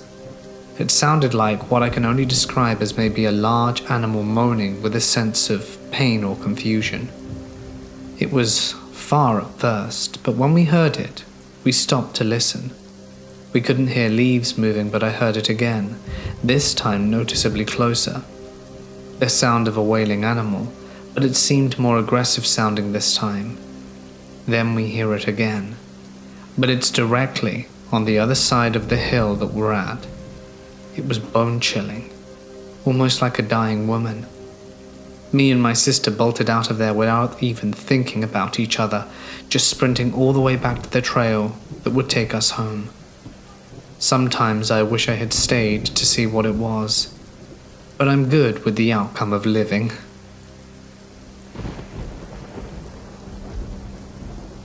I was backpacking in the Smoky Mountains with several guys. The guy at the front of us on the trail suddenly stopped. There was a rattlesnake in the middle of the path. It was a big old rattlesnake coiled up, shaking its rattle and ready to kill. After about 10 minutes we realized the beast wasn't going to let us pass, because it was a very thin path on the side of a mountain. We all had to climb up the hill about 50 feet, then walk through a stream to get past the rattlesnake, then back up to go around it. Because as you can imagine, trying to fight off a rattlesnake that's pissed is not a very good idea. 7 years ago, my wife and I purchased a property and 11 acres of woods in a rural part of northeastern Minnesota. The woods were connected to a large acreage of fields and woods, about 160 acres, and although sparsely populated, the land is near a fairly busy state highway. There are some housing developments in the area, but they are 3 to 4 miles away, and the majority of land around our property are farm fields, woods and rivers. It's remote, but with towns so close I wouldn't call it wild by any means. I'm mentioning this because I've heard of many Native American legends of things in the deep northern woods of Minnesota and Canada, but the area in which we live is not that. Rural, yes, but not the endless North Woods. I would like to say I'm not a believer in the supernatural, and have never been afraid of the woods or the outdoors, even though I have a healthy sense to caution and respect it because of large bears, moose, wolves, and other potentially dangerous wildlife. I am also an avid hunter and mountaineer, and have experienced many nights in the wilderness. I've had numerous encounters with dangerous animals or situations, so I'm not spooked easily. Knowing my state of mind is important to my story because many so-called supernatural encounters can be explained by people with an already high level of belief, anxiety, or fear, which would not be my case. Well, that all changed after a few weeks after moving in. The house and land had been abandoned for a few years due to foreclosure, so a lot of work needed to be done to get it back in shape. Wildlife had grown accustomed to no human presence, and black bears frequently roamed the yard at night, along with many other woodland creatures. We also found a lot of animal bones scattered throughout the woods, and coyotes were abundant. One night during those first few weeks we had a rainstorm, and I was worried about a broken downspout potentially causing a basement leak. It was around 10 p.m., so I grabbed my headlamp and headed outside to deal with the situation. Behind our house is a fairly large swampy area that divides the woods. I had my back facing this area while fiddling with the downspout, when suddenly I had this intense feeling of dread. It's really hard to explain the feeling, but it was like my body knew something was back there. It was very unusual, based on the circumstances, never having felt this type of fear before. I tried to stay calm and slowly turned around to point my headlamp back towards the swamp.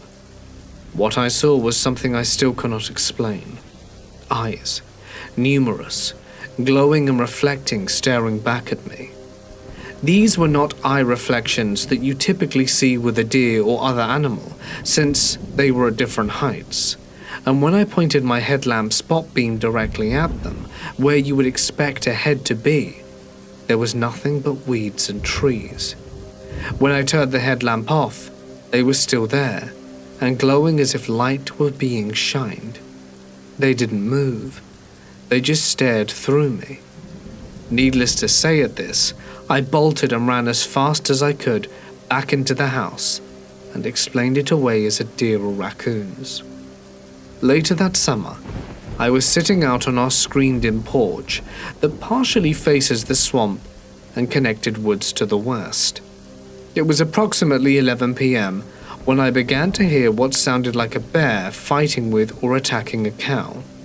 Since there was a small farm to the southwest of my property, I assumed that perhaps a cow had wandered into the woods and been attacked by a bear. I really didn't know if this was something a bear would actually do, but it was my only guess based on the sounds I was hearing at the time. It was clearly some kind of roar, like a bear, but then followed by a frantic-sounding cow mooing. This went on for over an hour, and it was perhaps one of the most horrible sounds I'd ever seen. Even though it sounded so strange and almost supernatural, it didn't frighten me since I had this rational explanation in my head. Even weirder, the same series of sounds happened again the next summer. These first few years I never investigated the area of the woods that the sounds came from, as it was not my property. A few years later I had the chance to purchase this area and 70 acres to the west, which consisted of the woods that connected to mine, as well as a few fields, more woods and ponds. As part of purchasing this land, I spent a great deal of time walking around it to get a good understanding of its value and layout. As part of my walk, I was able to get a much better look at the farm's setup to the south. The farm did have cows, as I suspected, but to my surprise, the area they were keeping in was a long distance from my house, much too far for me to hear them, and the fence was also extremely well built as well as electrified. Looking at it, there was no way a cow was wandering off that farm. I didn't really think about this fact until recently, but I feel it's best to explain things in chronological order. After acquiring the property, I proceeded to put up tree stands in various locations along with trail cameras in order to prepare for the upcoming deer hunting season. One spot was the hilly woods where I heard those sounds many years prior. Again, I did not connect these two things until now. The area was very odd, as whenever I hiked through there, I always saw some strange new thing. One time my son and I found an old game snare tied to a tree, with what looked like dried blood on the tree bark. Another time we found an at least 100-year-old tree with a barbed wire fence completely spiraling the tree trunk, growing in and out of it at different intervals.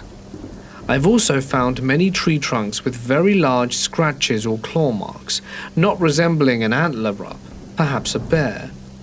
We'd almost always find dead animal bones in the area, and even this winter, I found a few deer legs snapped and picked clean. My sons have found numerous animal skulls there as well. As I was saying, I put a game camera in this year since I'd seen tracks and signs and wanted to get a sense of the best places to hunt. I've placed one out there many seasons and have yet to capture a single thing on it. Nothing. My son has posted there a few times for hunting season and has mentioned the strange sense of quiet. He's used to the forest sounds returning after sitting there for long periods of time, but in this spot there are never really any sounds. He has mentioned hearing something walking around though.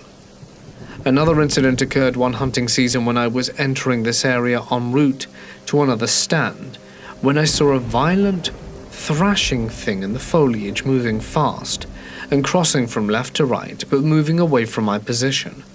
I of course encounter deer and bear all the time, so I am familiar with how they move when spooked, but this was something different. Whatever this thing was making a high-pitched trumpeting, combined with the bellowing sound that was like nothing I'd ever heard from an animal outside of an elk, which we didn't have in this area. It wasn't bounding, and there wasn't the raised white tail or large dark mass to indicate a bear or deer. There really didn't appear to be a body at all, just whipping and falling leaves and branches, along with deafening sounds. A year after this incident, my son went hiking out of the woods to try and find me since I was out doing some forest management. As he walked through this area, he thought he spotted me coming through the woods quickly, but soon noticed the walk and clothing were not like mine. Whoever it was a lot taller than me, and he described him as extremely thin. He said the person he saw did not notice him at all, and seemed to be walking in a straight line like they had tunnel vision. Seeing something in this part of the woods, and their direction of travel, didn't at all make sense, since there really would be no reason to be there or head out that far, as it leads to deep ravines and uncrossable rivers. After he found me and explained what he saw, I quickly went over to investigate to see if we had a trespasser. I hiked for quite a while but never found anything or anyone.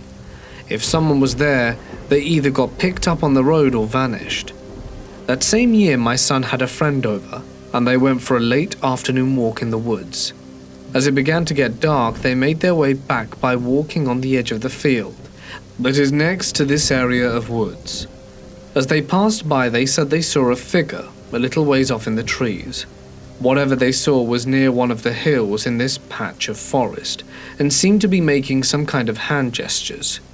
It began walking slowly towards them when they called out, "Hey, hello?" He or it stopped still and said nothing. It was at this point the boys sensed something wasn't right, and bolted back towards the house. They rushed into the house and told me what they saw, and I of course laughed it off as the mind playing tricks on them. My son described the figure as tall, about 10 to 15 feet, but with skinny arms, and his body was dark all over. Not hairy per se, just dark. And even though it was an animal at first because of the weird way it looked, he couldn't really describe it very well other than gaunt or skinny and strangely dark. Me, being the curious and protective father that I am, was worried about it being trespassers, drug addicts, or both, so I told them I would go to take a look. They took me to the area and pointed to where it was standing, and I headed into the woods. Since it was winter, there was snow on the ground. I thought it would be easy to find the tracks of whatever this thing was to find out where it came from or went. When I go to the spot, there wasn't a single track or disturbance in the snow. There was no way an animal or man could have been here and not left any tracks. They had either made it up or their minds had played tricks on them, or so I thought. To this day, my son and his friend still swear they saw it clear as day, and I can definitely attest that their fright was real. My wife had also experienced this strange thrashing sounds and other feelings of dread or being watched in these parts of the woods, and generally refuses to go over there anymore. All of this brings me to today, where I had a sudden realization that all of the strange sounds, sightings, bones, and events seems to be centered around this one area, and I am just at a complete loss for what it all means. It's all too strange to really bring this up and discuss with people I know around here, but I wanted to share this with you in the community, to see if you have any theories or ideas on what we may be dealing with. I'll continue to investigate on my end, but would love to get your feedback.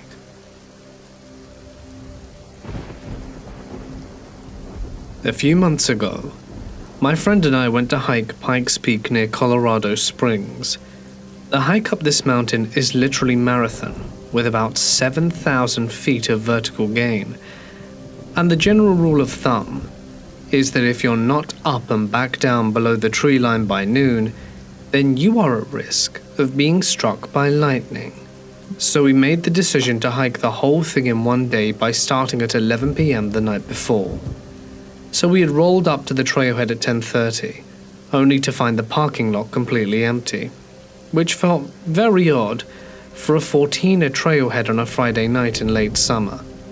I had done nighttime hikes of other mountains, but the parking lot was usually at least half full at all times, especially in the late summer in Colorado. That made me feel a little uneasy, but I shrugged it off and we started the hike. We started off at a pretty good pace, getting about 5 miles in within the first few hours, and it was about 1 a.m. at this point. We're walking along a narrow part of the trail that has a large rock cropping out to the right of us. As we pass it, we hear a scraping noise followed by some rustling of bushes and then silence. That freaked me out a bit, but I told myself it was a deer and that we must have spooked him, and we continued along. For the next few miles, I kept hearing little noises off in the distance to our right. About an hour later at 2 a.m., we had just passed Bar Camp, which is about 7 miles from the trailhead, still without seeing any other human being other than my friend. Even the campsite was deserted. Anyway, I'm walking along the trail about 2 to 3 meters ahead of my friend, when I look up a little and see 2 glowing white circles floating in the darkness on the trail about 15 meters ahead of me. My heart sunk, and I stopped dead in my tracks. My friend asked me why I had stopped, and I told him to point his headlamp, which was brighter than mine, up the trail. We saw that the 2 glowing orbs belonged to a mountain lion. At this point, I was just frozen, looking at him thinking, crap, that is the last thing I want to see out here. He was quite aware of our presence as well, and stared at us for about 15 seconds, and then retreated into the darkness behind some trees. At this point, without saying a word, I take out a thing of bear mace and hand it to my friend, and we turn around on the spot and begin hiking back down the mountain at a very brisk pace. I was looking right down the trail, and my friend spent about 80% of the time walking back to back with me so that it wouldn't jump scare us. We made it back down the trailhead at about 3:30, counted our blessings and went home. Overall, the hike was a very unsettling experience. Being deep in the forest, without coming across any other people, especially when you would expect to meet others, is uncomfortable. Let alone being stalked by one of the most dangerous predators in North America. I know that most of the time mountain lions don't attack humans, but I've been told that if you see a mountain lion, then they've been aware of your presence for a good while prior to that, and if they make their presence known to you, it's usually a warning.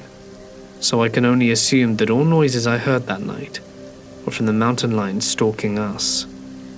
Also, the next day we found out why we were alone on the trail. Earlier that day, an elderly man had had a heart attack and died on the trail, so the trail was closed, but we missed the memo since we got up there so late. Last year I vacationed in the Blue Ridge Mountains of Georgia. It was a wonderful trip, save for a few things. You'd need to understand the area where I stayed. It was a large cabin close to McKaysville, but not really in any town. There were cabins nearby, however, the closest which was about 150 yards, with one about twice as far on the other side. This distance is filled with dense trees, steep inclines, rivers and streams. This is the front door and deck area of the cabin. Moving to the right of the previous perspective, this is the side of the cabin. Something to note on this one is that the two windows there were the windows of my bedroom, and it was possible to just stand outside there. Honestly, nothing happened in relation to those windows, but with everything else that happened, I was on edge because of the placement of them. And finally, we have the back deck. As you saw, where the house sat was at an incline. Walking in the front door and down through the basement would bring you to the backyard. Upon walking through the front door, you would see the living room to your left, and to your right was my room and the basement, the doors sitting not 8 inches apart. The living room is connected to the kitchen and dining area, with the upstairs having my parents' room, a bathroom and a locked door. As I mentioned, some of the decorations were a little bit odd. With this being the first painting in the living room, this is a picture that sits upstairs, and here's a broken picture in the basement. And 2 locked doors, which is not uncommon in an Airbnb, but they didn't have a lock like a bathroom or bedroom door. They had a different kind. You could completely turn the knob and the door wouldn't open. It wouldn't even rattle between the sides of the lock when pushing or pulling. The door had no give. It had to have been bolted from the inside, which makes me wonder how it's opened. Being the blubbering fool that I am, I didn't take pictures of them, just figured it was storage. But now to the meat of the story.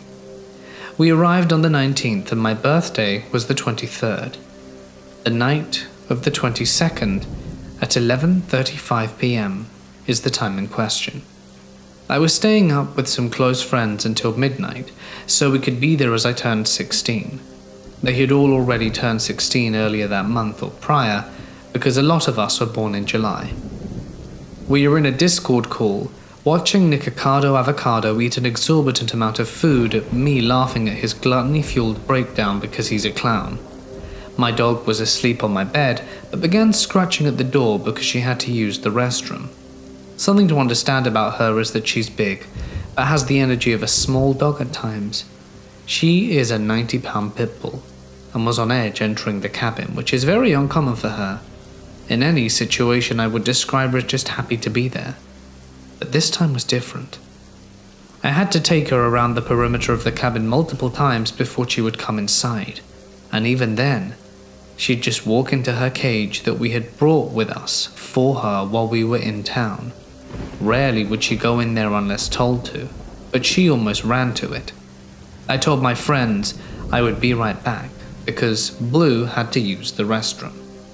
To bring her outside to go to the bathroom, I had to go down through the basement and out the backyard, where a very long tether was spiked to the ground. I was standing just inside the door and flipped the lights on. I reached to grab Blue's collar, but she wasn't there where she just was. I looked over and she was staring out the window into the backyard. She's honestly the goofiest dog, so I figured she must have seen a bug, and I opened the door, grabbed her collar, and tried to pull her outside, but she wouldn't go. She's big enough that I can't make her move if she doesn't want to, and it took some convincing, but even when she was outside, she didn't take her eyes off the other side of the backyard, which I couldn't see. It was too dark, even with the porch light, which only illuminated about 10 feet in front of me at best, the end of the backyard being 30 feet in front of me. I was starting to grow nervous because she usually doesn't act like this, so I attached her to my tether and kept her close. After about 10 seconds, she started to pee, but kept her eyes locked on where they had been. Then I heard the most unnatural noise coming from the other side of the yard. I need you to understand that at its core it sounded like a person. If it sounded like an animal, I wouldn't have been so afraid. But it sounded like a person, badly mimicking the noise a frog makes, and it was loud. It had to have been, because southern bugs never stop wailing. The bugs and other wildlife were very loud. For me to have heard this noise as loud as I did, that noise must have been yelled. Blue, who has never done this and has no aggressive bone in her body, started growling very aggressively. She still wanted to go inside, and after I unhooked her, she started backing up, but she was showing her teeth and foaming at the mouth and growling. As we backed up, I heard it again, from more to the left on the trail with wooden logs on either side. I pulled her inside and she took no time darting back up the basement stairs and into my room. I slammed the door and made sure to lock it, and went back up the stairs and specifically remember locking the door at the top as well. It can only be unlocked from the main part of the house where I was, and I swear this to all that is holy as I locked the door quickly.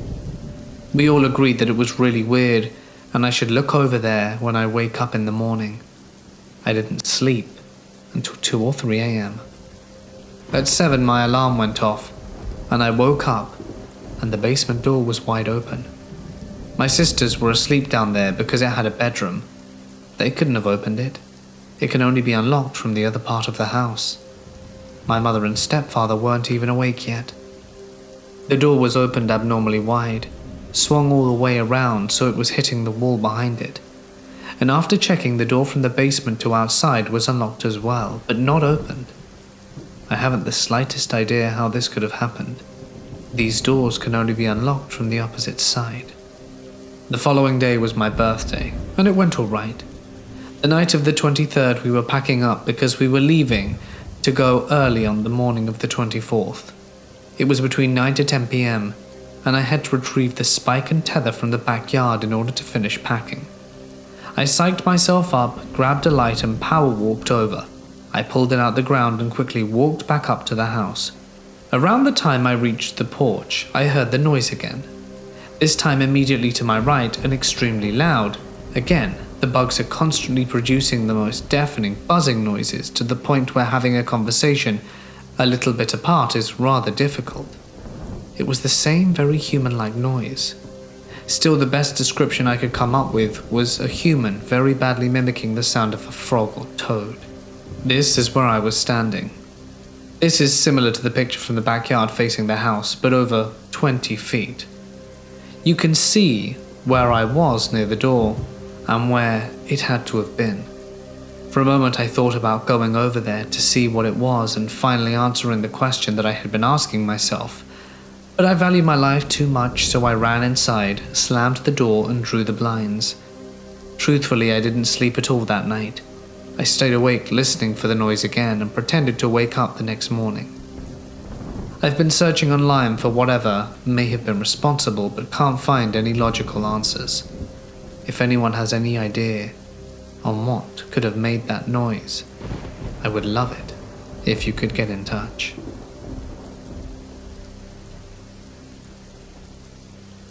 This happened to some friends of mine in Sydney, Australia, when we wanted to go underage drinking. We would go buy a case of beer or bottle of spirits, and hike about 4 kilometers into the bush to the middle of nowhere to drink without worrying about getting into trouble. We would sleep in a sleeping bag under the stars in summer and be fine. So, one afternoon my friends without me this time head off with beer to the usual camp spot we'd use. Being young and stupid, no one checked the weather forecast, otherwise they would have known the heavy rain was on the way. In the middle of the night, 5 drunk teenagers left the campsite to shelter in caves nearby. The caves sit high up, overlooking a large fork in the Hawkesbury River. Soaked from the rain and cold, they start to dig a fire pit. Unfortunately, they dig up human remains and were too drunk to return home, so spent a miserable night in the rain waiting for dawn. Didn't dare stay anywhere near the caves. The police investigated and discovered the remains were a very old Aboriginal burial site and were relocated to avoid being accidentally disturbed again.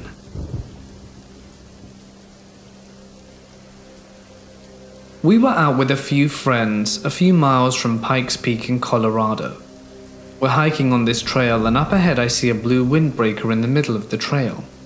We hadn't seen anyone else out walking all day, as it's pretty remote where we're staying, so it was weird for it to be placed right in the middle of the path. But hey, things happen and people drop things, so maybe it fell out of a backpack and no one noticed. The windbreaker was just a piece of this entire campsite we ended up coming across that was absolutely torn to shreds. There was a tent, a hammock, a cooler, a backpack, various articles of clothing thrown around as well. The tent had broken poles, was shredded, and looked like it was from the early 2000s, and the fading that was apparent with the old style of it. Think of a 4-person basic tent from Walmart, not a nice, fancy, lightweight backpacking thing. The hammock was still hanging, empty. The cooler was open and empty. A few shirts and shorts were scattered, and the backpack was empty. We told ourselves it must be some homeless shelter, and that was a good enough excuse for us to leave everything how it was and continue back to the cabin that we were staying at.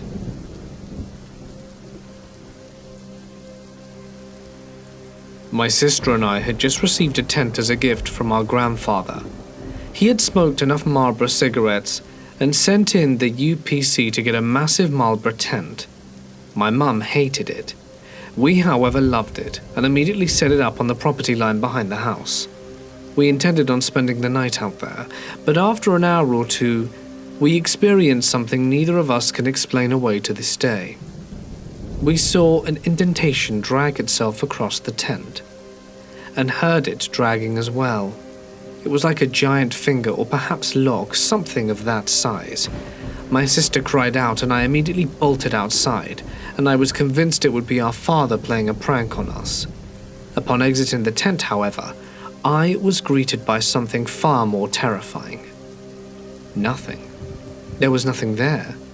I searched the area briefly before grabbing my sister and going inside. About a week later, I ventured out to the tent again, only to realize it was gone. I ran inside and asked my mother where it was, and she replied saying that she had thrown it away because it had tears in it.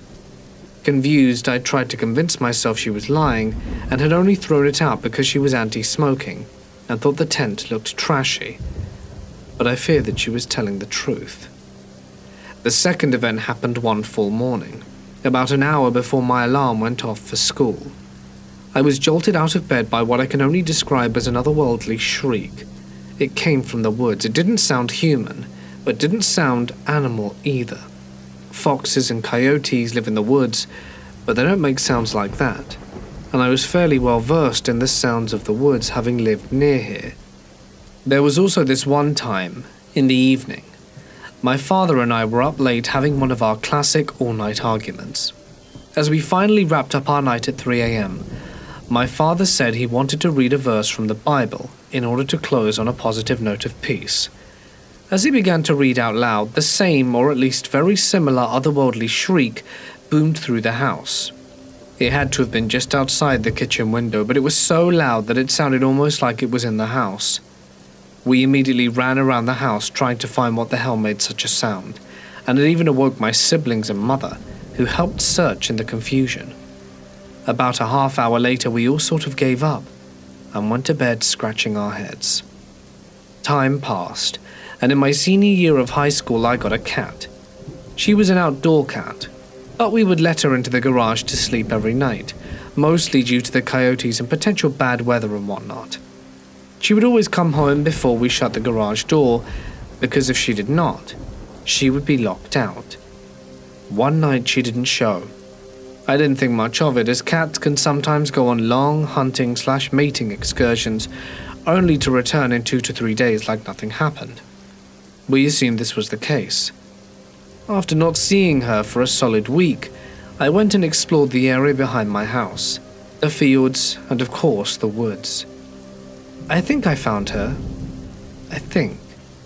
Because I honestly couldn't tell.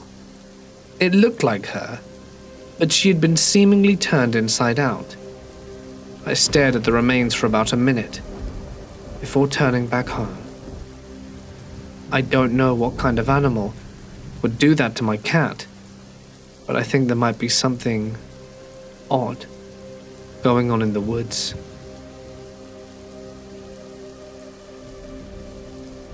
I was in the mountains of North Carolina for several days. It was beautiful and peaceful hiking with my brother and sister and their friend Caleb.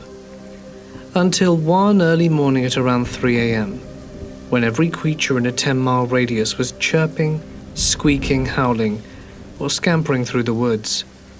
Being from the Midwest and having survived 2 tornadoes, I thought the worst weather event of my life was about to occur, and there I was sleeping in a hammock. For those of you who don't know, just before a tornado is formed above your head, every animal in sight will be out of there. They know. They can feel it. You can feel it too. You just won't know what you're feeling until the 60-year-old tree beside you is being ripped from the ground. Being in the eye of the tornado is even more strange, as all those same animals are frozen. Sure, they still exist, but their little soul is on hold, and they don't do much more than just look around quietly. It's quite creepy. Anyway, this wasn't a tornado. 3 a.m, the fire we made was just embers, and a roaring thunder of animals freaking out. I peeked my head out of the hammock, imagining getting my face smashed in by the first softball-sized hail. With my luck, just for looking. But no, there was no bad weather. There was no storm or looming catastrophe. It was a beautiful night, aside from the roaring animal kingdom. My brother peeked his head out of the hammock above me and looked down to see if I was awake. When he saw my eyes as wide as saucers, he whispered, "What the hell's happening?"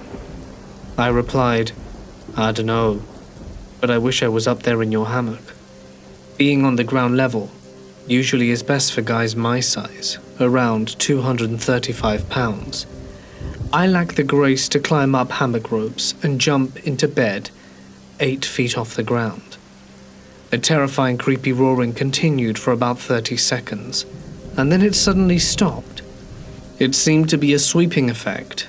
There was the outside of the radius, and it stopped first, and the creatures closer to us stopped last, but it was only a second or two difference.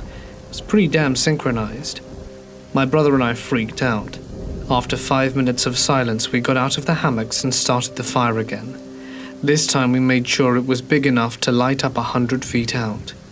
The last thing we need is a Bigfoot or some weird stuff going down. My brother went to check up the ridge on my sister and Caleb, about 60 feet uphill from our hammocks. Caleb always wanted to be at the highest possible safe spot so he could watch the sunrise from his hammock. As soon as my brother got their hammocks, he yelled a shrieking kind of yell for me, the kind I had only heard twice before, when his friend got his bike handle lodged in his stomach about an inch deep, and when he split his own head open. I ran up the ridge with an axe in my hand, with first aid on my left, and flashlight in my teeth, expecting the worst. When I arrived to Caleb's bottom bunk, he was in a state of shock, eyes wide open, shivering and shaking, as he was staring down the valley. Wouldn't you know, My sister didn't even wake up. She had her headphones in all night listening to folk music. Apparently she hates the sounds of animals and preferred to have a controlled mental state. We woke her up and she had no idea what was going on. We eventually got Caleb down to the fire and wrapped him in some blankets. I gave him a shot of whiskey to sip on, but he mostly just held it and stared into the fire. The whole night was too weird for sleep. But then Caleb finally laid down next to the fire and fell asleep at around 5 a.m. The sun came up, and my siblings and I decided to leave the fire and go see the sunrise from the ridge. We all sat in Caleb's hammock, still bewildered. The sun was perfect, and Caleb picked out the best spot you could imagine. But then my brother spotted something strange. "What's that?" he said, pointing down the valley. "Right there on the bank of the river." My sister and I were struggling to get his perspective, but then finally noticed a clearing. We decided to go check it out, but one of us had to stay with Caleb, and my sister volunteered, as she hates creepy things. She didn't want us to go down, but we insisted. I left her my axe and emergency GPS signal device, and told her to just scream if she needs us, and to not hesitate to use her pepper spray. So my brother and I hiked down to the river. It took about 20 minutes, but when we arrived we felt very uncomfortable. There were no animals around, no birds, no squirrels, nothing. The clearing on the riverbank was around 100 yards upstream. We took to the higher side of the bank to keep our distance. I don't think either of us actually expected anything to go down, but we wanted to remain cautious. When we were around 50 yards away, at a slight elevation to the clearing, we pulled out our phones to take pictures, but our phones were dead. Mine is known to die, but I have an external battery pack that attaches to my OtterBox that I know was fully charged. My brother's phone was always reliable, and usually he had his portable solar charger attached. But that was dead too. Both of us tried to hold our power buttons to no avail. It was about 100 feet across the clearing, and in the shape of a triangle. All of the bushes and plants that typically grew alongside the river were flattened down. Even some mature azalea bushes that typically stand at 6 to 8 feet tall were eerily lying flat. It's as if something in a triangle shape had bent down as close to the ground as it could get. But nothing appeared broken, but rather as if it had grown along the earth instead of growing up towards the sun. When we got back to camp, Caleb was awake. My sister had a weird look on her face. Caleb was totally normal. "Hey bro, you alright?" my brother asked. "Yeah man, doing fine. Missed the sunrise I guess, I needed the sleep." We looked at him concerned. He was eating a breakfast bar and heating up coffee. We sat down across from him and I asked, "So, do you remember that stuff from last night?" He looked puzzled. My brother added, "You know, when all the animals freaked out and we found you." He looked so confused. My sister said, "Caleb, stop playing." But he asked what we were talking about. My brother said that he was so messed up last night, and Caleb laughed and responded, "Yeah, I figured I had to be, because I'd never slept next to the fire or wrapped up in blankets, not after getting that bug in my ear that one time." We continued to probe him, but he had no memory whatsoever. As far as he was concerned, he had too many drinks and slept next to the fire. We told him our story and each of us agreed, but he had no recollection. We told him about the spot next to the river and how our phones wouldn't turn on. We pulled our phones out to show him, and they were already on. My brother had 67% and I had 41. That gave us the creeps real quick. We decided to pack up camp and get the hell away from that spot. But before we did a final sweep, Caleb asked if we'd seen his camera. He had a nice DSLR Sony with a very good lens, but it was gone. The weirdest part is that he slept with it in his hammock every single time he went camping, and we'd never seen it not on his body. He even had specifically remembered taking it to bed and tucking it in his bag and putting the lens in its special sleeve. It's like a ritual for him. He takes very good care of his stuff. We searched around the ridge, all around the fire and in between the two spots. It was nowhere to be found. Caleb even went down the ridge a bit towards the river in case it had fallen out and rolled down the hill, but it was gone. We had to leave, and my siblings and I agreed to pitch in to buy him a new one if he would just get out of there. About 3 miles and an hour later, my brother turned to me on the trail and said, "Do you think he tried to take a picture of something he wasn't supposed to see?" And the creepiest feeling swept over me and I replied, "Bro, let's just forget how messed up that was and get the hell away from here." And he nodded in agreement. It's been a few years now, and they haven't seen or heard from Caleb in at least 8 months. No one has.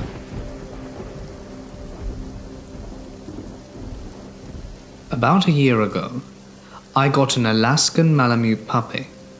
I was so excited to have a dog. I wanted to go hiking with him, camping, travel. It was fall in Iowa, so it can get pretty cold for camping. So I decided to start researching cabin rentals. I had found an amazing cabin in Wisconsin on Airbnb. It was fully loaded, very secluded in the middle of the woods, which included a hot tub, internet, pool table and a great kitchen. The cabin was so beautiful, and it was pretty cheap to rent. The first time I had visited this cabin, I had a great time. It was just me and my dog. I relaxed, we went hiking, I cooked a great dinner, and I slept pretty well. I only stayed one night, just to get a quick getaway from my day off work, and after getting home I told my friend Martha about this great cabin, and she was eager to want to make a trip up there with me. We decided to go up there the night before Halloween. We took off, just Martha, my dog, and myself. And that night we had a blast. We drank, cooked dinner, chilled in the hot tub, and then decided to watch scary movies since it was so close to Halloween. I was pretty drunk by then and was standing in the kitchen when I could have sworn I saw Martha running down the basement stairs, which were right off from the kitchen where I was standing. Then I looked over into the living room and Martha was sitting on the couch watching the movie. I was so freaked out, but again I was drunk, so I kind of blew it off. We both ended up passing out late, and nothing else exciting happened. What happened the next morning is what has made me a solid believer in the paranormal. I was always a sort of skeptic when it came to ghosts. I had some experiences that were weird, but I could somehow justify it as something else, so I always had doubt in the back of my mind. But that morning we were pretty hungover. We ate a little breakfast, then decided to go sit in the hot tub, so I decided to lock my dog in his crate and we went outside to get in the hot tub. It was so magical because it was literally Halloween and it was dumping down snow. We sat in the hot tub for perhaps 15 minutes and I could have sworn I heard a bang inside the cabin and my dog was barking at something. We got out and ran inside to the kitchen since it was so cold, and then we literally froze in our footsteps. The entire kitchen was torn apart. All the cabinets were open. The refrigerator door at the top freezer doors were open. The bar chair was all flipped onto their backs. Drawers were open, pans were thrown off shelves. Martha's phone was charging on the counter and it was unplugged and on the floor. I have no other explanation than paranormal. My dog looked terrified, but there's no way he could have done that. He's still a puppy, so he wasn't even that big. And besides, he was still locked in his crate. Before we went outside, the kitchen was a little messy from our night before, but nothing like what we walked into. The kitchen was trashed. I know Martha didn't do it because we both went outside at the same time, and there was also no way someone broke into the cabin to do it. We were in the middle of nowhere, and it was snowing, so we would have heard footsteps. And the hot tub sat right next to the long driveway leading to the cabin, and we would have seen someone drive up there for sure. I just have no other explanation as to how that stuff happened. So now I'm a believer, and so is Martha. I'm sure my dog saw some crazy stuff. We left pretty soon after this happened, and believe it or not, I actually stayed at this cabin again multiple times and nothing happened since. Maybe Halloween stirred up the spirits, and they just wanted to be seen or heard in some way. Maybe I really did see a ghost the night before. But who knows what crazy things might have happened in the cabin. It is very old, and actually bookable this summer. It's literally booked out all the way until the end of September. It must be pretty popular. I noticed it's available on Halloween again.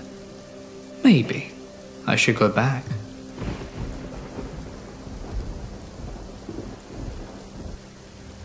I was hiking across Newfoundland, following an old railway that was long ago disassembled and turned into a giant trail, sleeping wherever I found myself at night. One day I ran into a small cottage town, except everything was abandoned. Trailers falling apart, bus conversions burnt out, small cabins all shuttered up. It was creepy but interesting at the same time. The sun was warning, so I decided to set up camp in a mostly empty lot that had an abandoned truck slowly falling into a ravine near it. I cooked up some food and crawled into my tent to sleep. I woke up sometime in the night and heard footsteps outside it. At first I think it's an animal, but the steps sound like someone walking, a human. The steps get closer and go around my tent. I slowly and quietly pull out my knife if he tries to get in, and my plan is to stab first and ask questions later. Anyone trying to get into my tent at night in the middle of nowhere is looking to do some kind of harm. My heart is racing at this point, but I just try to be quiet. Luckily, the steps start moving back from the tent until I can't hear them anymore. I wait a bit to see if they'll come back, but I don't hear anything. I slowly get out of my tent, don't see anything, and without turning my flashlight on, I quickly take everything and stuff it into my bag. After that, I start walking down the trail and get the hell out of there. I walked until daylight, came across a road and flagged down a truck. The guy was nice and drove me to town where I got a hotel. The creepy thing was, when I think back to it, whoever that was likely watching me walk into town from one of the abandoned structures. I'm guessing a squatter. I'd like to think he was just curious, but I'm glad I didn't stay and wait to see if he'd be back.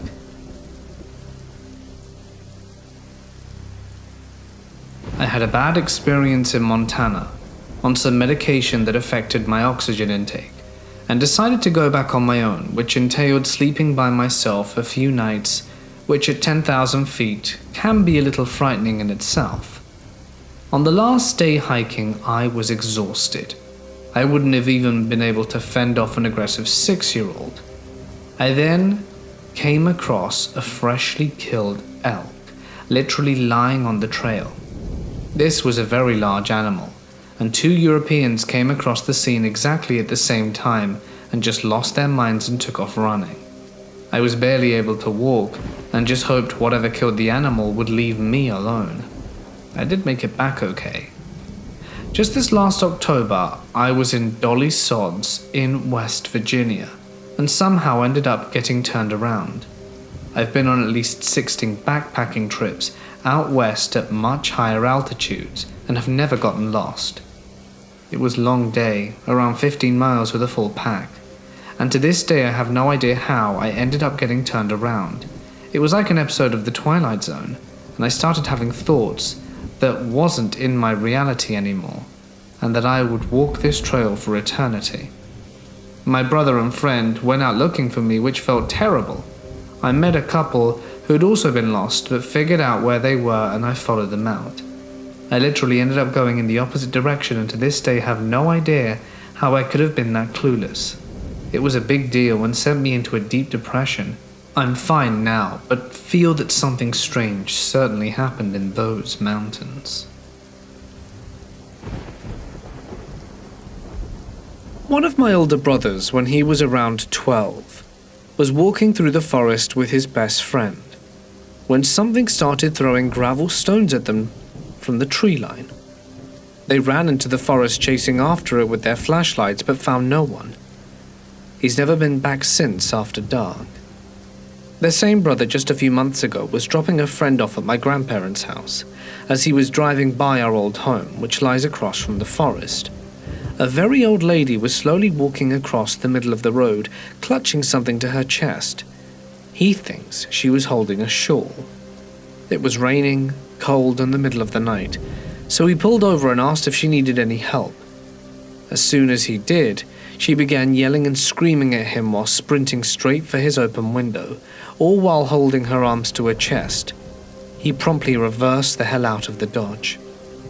There have been multiple sightings of a ghost lady wandering around clutching her baby to her bosom. Legend has it that she lost sight of her child and he got lost. His body was found several days later, and to this day she holds him in her arms and yells at anyone trying to enter the forest at night. One particularly messed up story involves a guy that as early as 2016 was studying waterfowl and local birds and followed some ducks off the beaten path and deep into the woods. His cell phone mysteriously died and wouldn't turn on. It was at that moment a lady came walking through the woods clutching something to her chest. He hid behind a tree and she wandered off. He followed her out of curiosity, as she was acting strangely and it was nearly dusk and raining on top of everything else. They were miles from the nearest trail, and as he followed her, he stumbled upon 3 tiny shed-like houses. As he did, his adrenaline jumped to 11, and he lost all sense of hearing. The lady was standing in the middle of the house, clutching something to her chest, smiling and flashing her teeth. His fight-or-flight instinct kicked in, and he ran all the way out of the forest for his life. The moment he got away from her, his phone turned back on with 85% battery left of its own accord. Could it have been the same woman my brother saw? Was she involved in turning off everyone's phones at the time? Come to think of it, the creeper was standing near the exact spot it happened when I saw it. Other locals have reported hearing inexplicable shrieking coming from various entrances of the woods at night.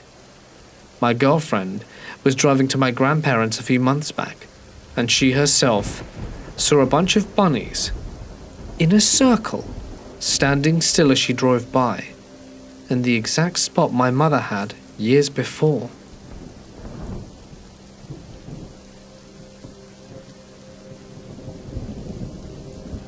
I was hiking through the remnants of a remote, long-abandoned town and the surrounding area. To get to as far into the woods as I was, you had to cross fallen trees over a creek 3 times. I had just crossed the 3rd bridge and was about 5 miles in when something blue caught my eye ahead of me. There was a man in his 60s at least, wearing blue satin pajamas sitting in a tree. The closer I got to him, the louder he laughed. It wasn't maniacal, but it set off all the alarms in my head nevertheless. He also wasn't wearing any shoes and looked very well groomed and cleaned. I gave him a friendly nod, and he just kept laughing. Then it stopped. I turned around and he was gone. There was no branch cracking, plants rustling, nothing. He was just gone. It still rubs me the wrong way. The area I was in was pretty rough to hike, very secluded. Not very many people would venture as deep as I did that day, and I seriously wonder what was going on. This happened about 2 years ago. The anniversary of it is actually coming up, because it happened on my friend's birthday. The day started off with the 4 of us hanging out. James, Brian, and Timmy. It was James's birthday. We all 4 had hung out at the local park, at the large river next to it, and a local hiking trail that ran alongside it. The hiking trail had a long history of being an old train railroad, and all kinds of things. At around 9 p.m, Brian and Timmy decided it was time to go home, and left me and James at the park. Me and James's idea was to camp out in the woods that was next to the park for the night, since we had a secret camp spot there. I say secret loosely, since all the neighborhood teens also camped out there and partied. Me and James began to set up camp there and attempted to start a fire, but since it had been raining the past few days, the wood was way too wet for it to start. At the time, James got a call from Brian. He answered it, and at first he had a weird look on his face. He then took the phone from his face and put the phone on speaker. "Can you both hear me?" Brian said. We both said yes. We could also hear Timmy in the background. "Alright, well, me and Timmy just saw something really weird." We asked him what he saw. "He looked like a person running on all fours." I sat there puzzled and asked what was so weird about it. "Because it was running across the river by you guys' campsite." We quickly packed up and left the campsite. Surely we thought maybe they were joking, but both Brian and Timmy have never been known to lie. We decided to walk around the town for a few hours until we somehow ended up walking on the hiking trail that ran by the river. It was around 3 a.m. now, and we were starting to come up to a tight bend on the trail to where you couldn't see that well in front of you. It already being night, and the trail being littered with trees on both sides, as we were turning the bend, we both heard a very odd noise. I'm still not exactly sure how to describe it. It's almost like you would describe a young lady crying, but throw in a wicked laugh in there as well. I don't even know if that does it justice, but as we fully came through the bend, the path turned slightly, and we both stopped in our tracks, standing about 50 feet in front of us, seeing what could only be described as an elongated grey humanoid thing on all fours slightly crawling towards us. It had no hair anywhere on its body. We both quickly turned back around, and I have never run so fast in my life. We didn't say a single word. We just ran the 2 miles back to my house. We rarely talk about it anymore, only that neither of us can describe the sound we heard that night, or what we saw. Keep in mind my friend is a hard skeptic in anything paranormal or supernatural related.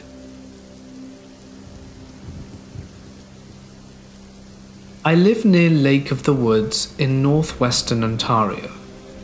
This one time, a friend and I were mountain biking on a hot day in August when we ended up on a trail in the bush where there is an abandoned car graveyard. Nothing too scary, it's pretty normal for people to scrap their cars out in the bush here, so we carry on. Buddy and I are excited to explore the area because there is a lot of interesting vehicles and parts to build jumps with.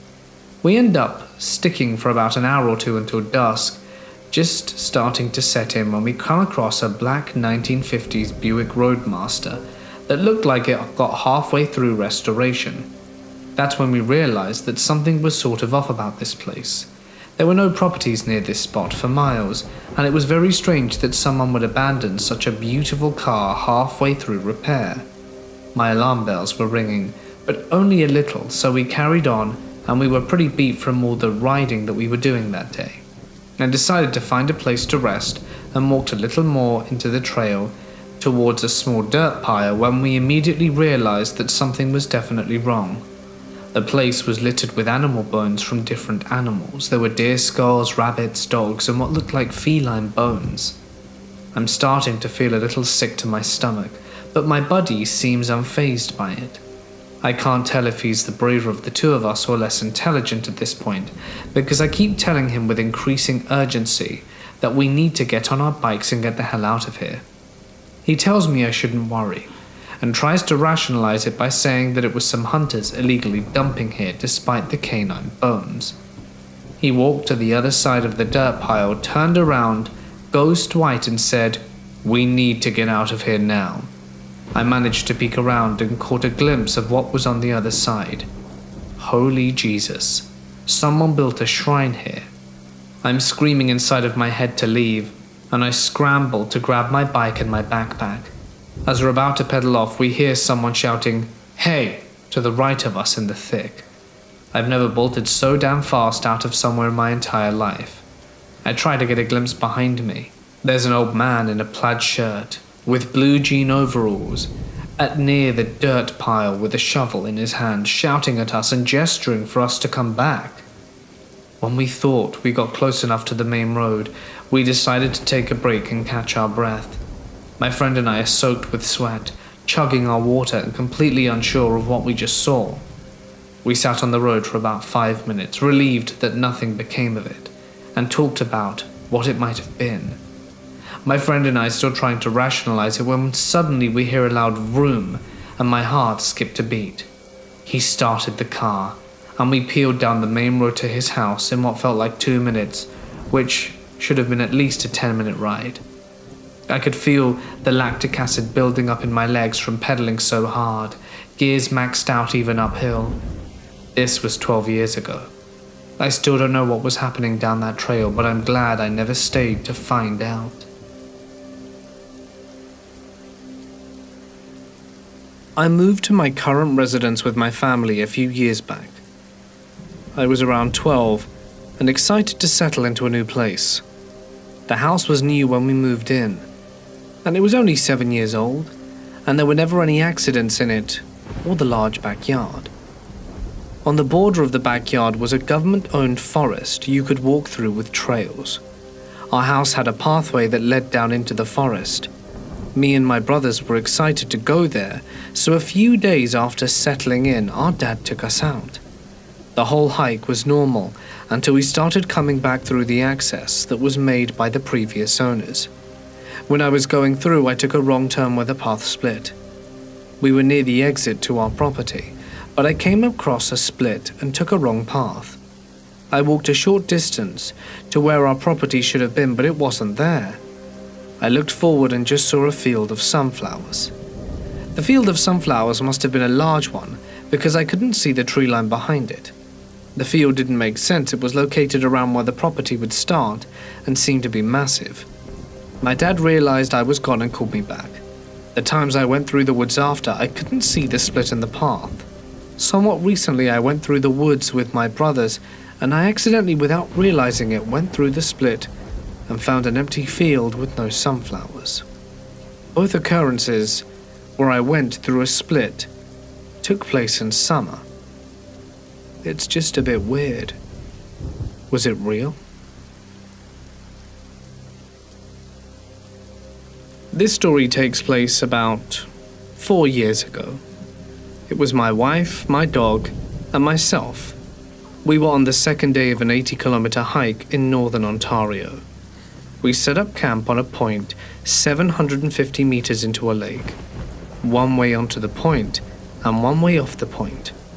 We were hearing wolves since about 9 p.m, went to bed by 10, and the howls were getting closer and closer. Then, one howled from right behind us on the trail down to the point. I got out of the tent and started making loads of noise in an attempt to scare it off. This usually works for bears, whom we've had loads of encounters with. I didn't see anything there, and didn't hear anything either. I went back to bed and laid down, trying to act confident as to not upset my wife. That's when we both heard something outside of the tent. My dog was crazy quiet but shaking. I opened the tent to find a wolf staring at me from about 15 feet away. I grabbed the bear spray and took aim. I didn't use it, but I again started screaming at the wolf and took a few charges towards it.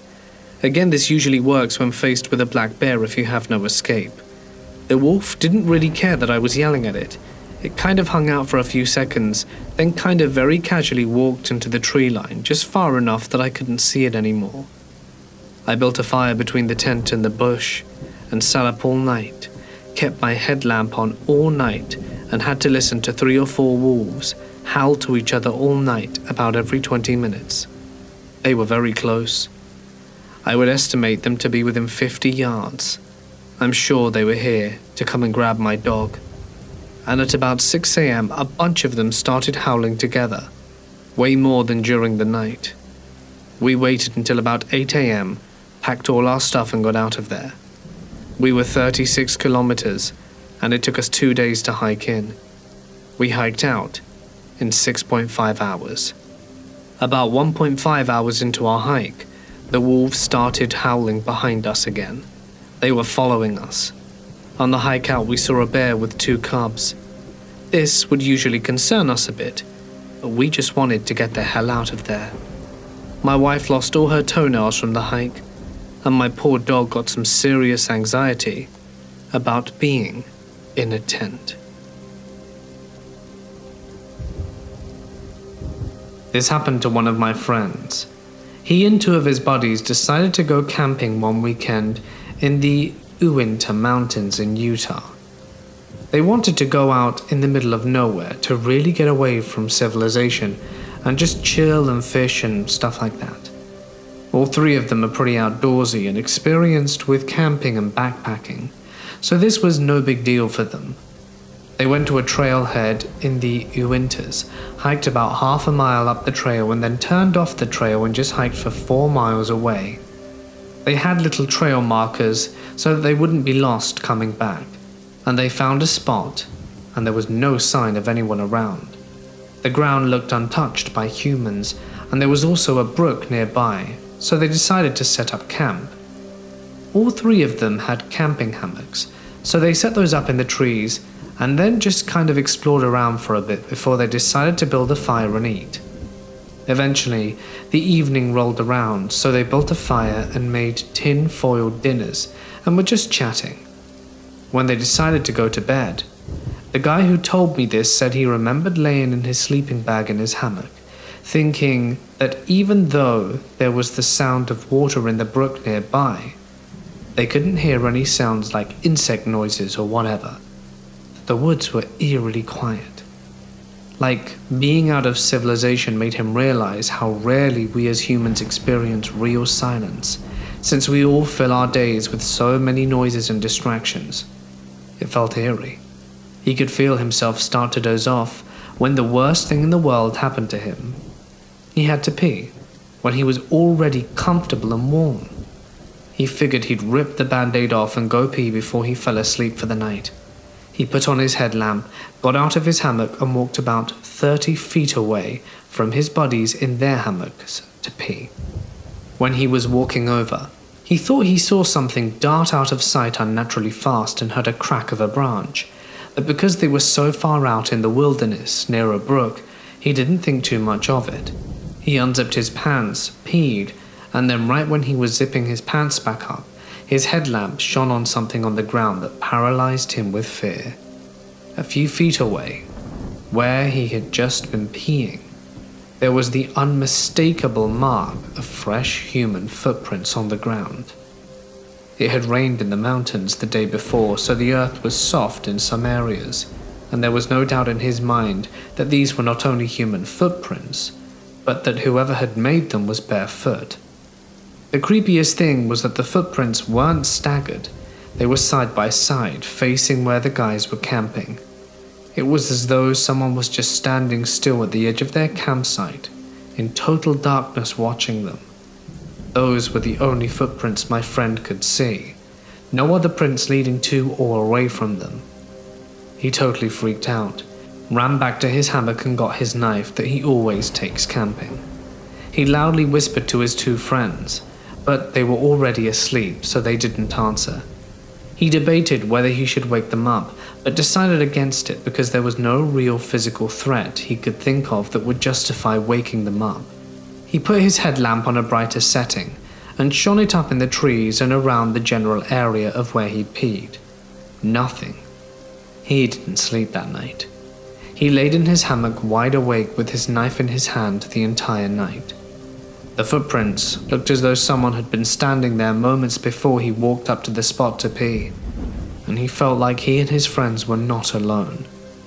When it reached early in the morning, when the sun just barely started to rise, my friend decided he was going to pack his stuff up because he was still spooked and wanted to start hiking back to their car when his friends were up. When he was taking down the hammock, he saw another set of fresh footprints, but this time they were 10 feet away, like on the edge of the trees behind his hammock, as if someone had been standing about 10 feet away from it just staring at him. Again, no footprints leading to these two other footprints. He was full-on freaked out at this point, so he woke up his friend and showed them the footprints, and they got the hell out of there. Sometimes, you're not as alone as you think you are.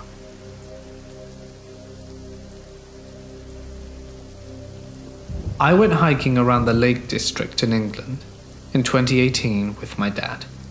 It's a generally hilly area and rural and very beautiful. We stayed in a B&B for the week, and for a few of these days it was raining very heavily as it was February. My dad's been trying to complete his bucket list for the last few years, and hiking in heavy rain was on it because it reminded him of Brazil from when he lived there.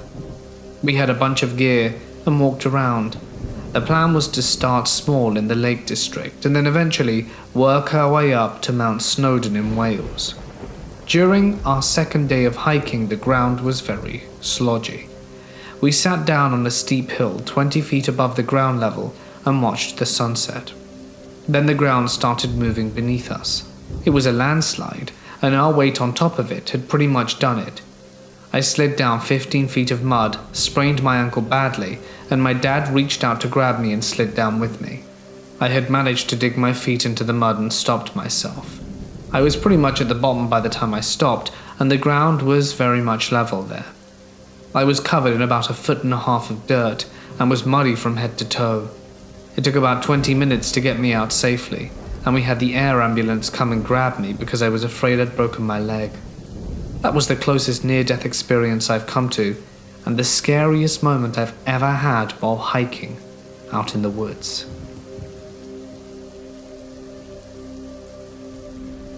This happened to me the other night in New Jersey.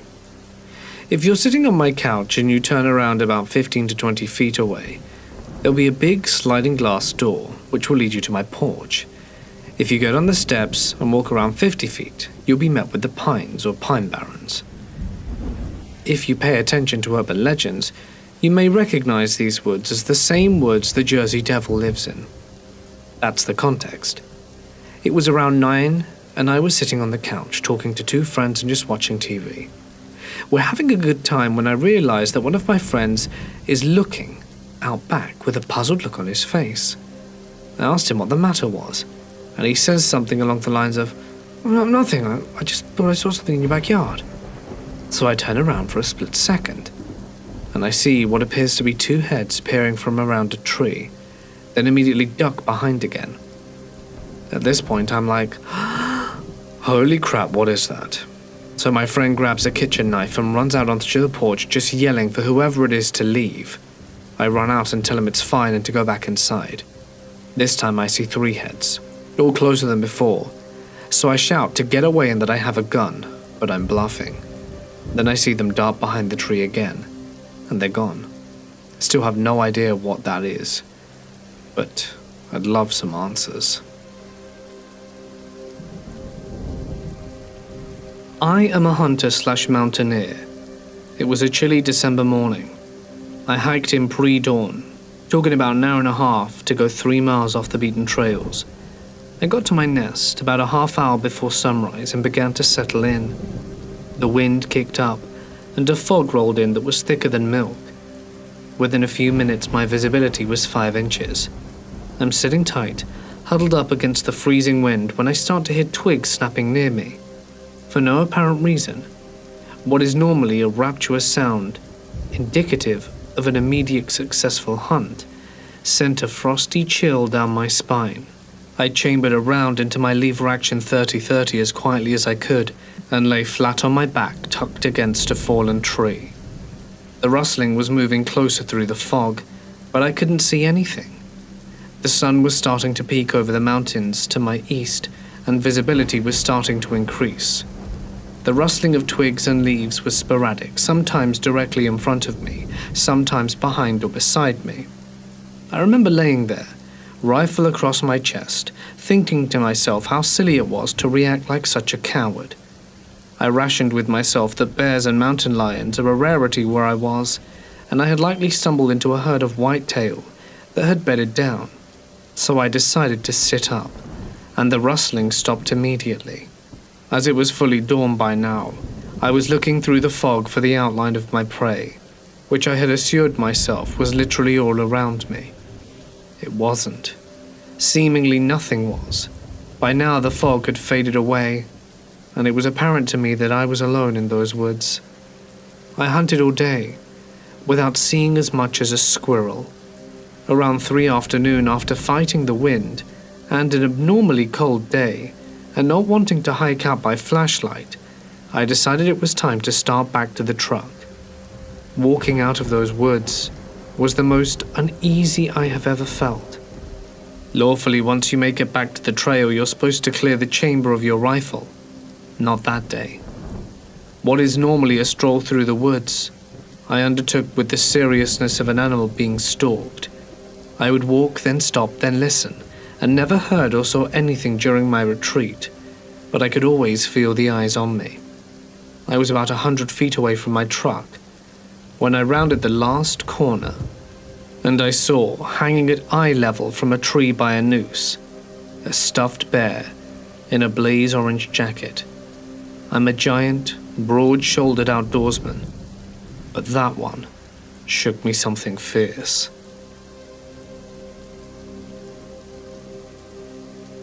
This happened 5 or 6 years ago.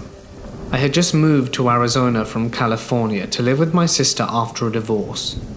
Within a year, I landed a job at a grocery store, brought a car from my sister, and was finally getting my life back on track. I've never had friends, not for a lack of trying, and that was also something that never changed. I have that wild and free nature, so I grew up enjoying taking overnight trips on my own. Once in a while I'd get a hotel room, but usually I'd sleep in my car or at a truck stop or a campground to save money and enjoy the thrill of danger and freedom.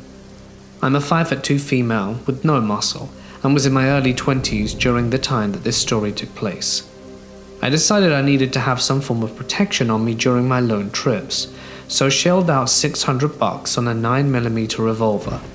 I really hoped that I'd never need to use it, and that I was just wasting my money. One day I decided to try out a campground called Burrow Creek Campground. I arrived after it had gotten dark, paid for 2 nights, and found a nice spot to sleep in my car. When morning came, I realized just how empty the place was. I was one of maybe 2 or 3 people that was staying there, and I was the only female. I grabbed my backpack, put my revolver into it, and walked until I found the trail leading to the creek. My first surprise was walking around a bush, only to find myself face to face with a burro. Behind him stood a big cow that I did not want to get too close to. I slowly walked away from them, careful not to startle them. That's when I saw the creek. It was green, foul, and full of bugs.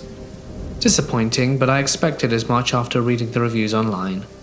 I continued onwards, swinging my backpack around to unzip it so that I could quickly grab my gun if I ran into any danger. I was there for adventure and wasn't going to let a cow or foul creek stop me from continuing on. Ahead I spotted some trees. As I walked closer, I could hear a voice behind them. I stopped, heart racing, but I figured if someone was talking, then it must be 2 or more people just enjoying a hike. Nothing to fear, right? I brushed it off and carried on. Within a minute, a man emerged from behind the trees, alone, catching me off guard. I can't quite remember what the man looked like, other than he was middle-aged and white. He walked right up to me and said, "It's not often you see pretty girls out here alone." I let out a nervous laugh, unsure how to react. He asked if I was here with my boyfriend, and I said yes. "Yes, he's Then I looked up to the mountain where the main road was and pointed. "He went up for some groceries, he'll be back at any moment." I'm sure he knew I was lying. I am an awful liar. And then he asked if we were staying at the campground, grinning big, as he had been during the whole encounter up until this point. Like an idiot, I say yes, and suddenly his grin turned upside down. He was suddenly very angry, and marched past me without a word. To diffuse the situation and hide my fear, I turned around, waved, and told him to have a nice day. But he said nothing, and carried on marching away angrily. That's when I found a bush, and ducked down behind it, pulling my gun out to have it ready should I need it. I was shaking. What was the strange man gonna do? Why did it make him so angry that I was staying in the campground with my pretend boyfriend? After all, he wasn't angry about the pretend boyfriend, only that we were staying there. I had to get back to my car, but the only way back was in the same direction that he was traveling, and I had no choice. I kept my gun in my hand as I walked along the creek. There were a few trees, so it was best to walk if I didn't want to be seen in that area. Plus, there was no way he'd be crossing that nasty creek, and there wasn't anything on the other side except the mountain. That meant I only had to watch him on my left side, and I didn't see him again. Once back to my campsite, I sat on the picnic table and decided what to do. I paid for 2 nights after all, and I had only stayed for 1. As I was pondering this, a much older man walked by with his dog. He was chatting with me, as he was heading down to the creek in nothing but his swimming trunks. Instead of using the trail that was further down, he went through my campsite to go down a steep, rocky ledge. He was talking about how he can't go get down there and swim the creek. Yes, the green, foul, bug-infested one. It was at that moment that I knew I needed to leave. I hurriedly got into my car and loped out of there. All I could think of was, if only I had been dressed like a man, maybe the men wouldn't have bothered me, and I'd been able to enjoy my second night. About a year later, I went to my local Great Clips and asked them to cut my long, thick, beautiful hair down to a short mohawk with the sides shaved. Since then, I've kept it short, wear a backwards baseball cap and a men's shirt, and I've been mistaken for a guy on numerous occasions. Being called sir or freaking women out as I enter the female bathrooms, only for them to realize I am indeed a woman. Men don't bother me anymore. If any of you have any ideas of why that strange man became angry, I'd love to hear your thoughts. It continues to baffle me to this day.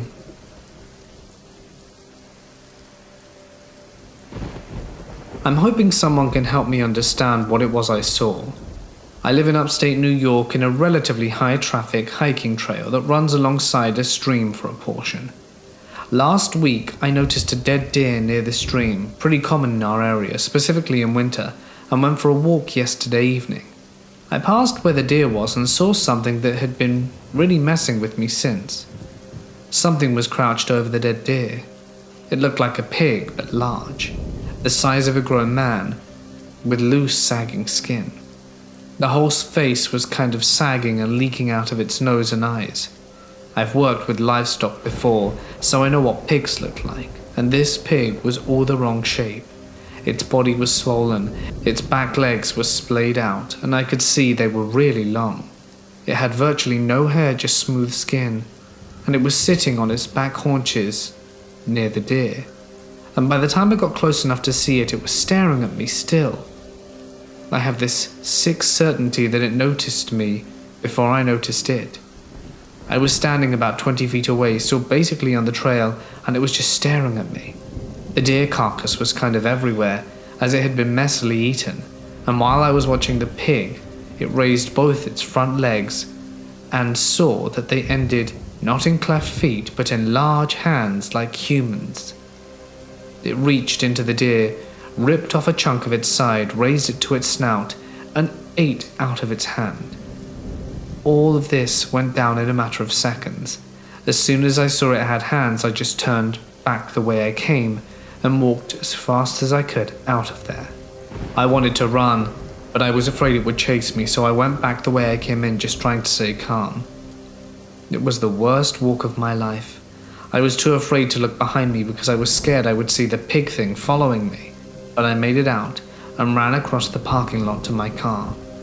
Now I'm just trying to understand this encounter. I want to believe my mind was playing tricks on me. I haven't found anything on the internet about this creature, and if anyone has ever seen anything like this, please tell me. I need to know what I saw that night. The following happened in the lower mainland area of British Columbia. The area is pretty densely forested, with the exception of some walking trails. They're fairly popular, but not popular enough that someone else would be there at the same time as you. There's no cell phone service either. Anyway, an old boyfriend and I were the only ones there this day, and we had made it probably 5 minutes down the trail when we heard this obnoxiously loud, echoing mechanical noise in the distance. It's usually very quiet out there with the exception of the birds and the wind, so we stopped immediately to listen. It got louder and closer, really fast. It's so difficult to describe what the noise was like. Extremely loud. Loud like a loudspeaker. It sounded like it was trying to mimic the sound of a bird squawking or some Jurassic Park dinosaur, but it was too robotic and mechanical sounding to be anything living. Then, this glowing red thing shot out of the top of the trees, and by this time the sound was deafening. The color reminded me of a glowing red stoplight. It was about the size of a hand, but kind of triangle-shaped. No wings or any other markings or feature.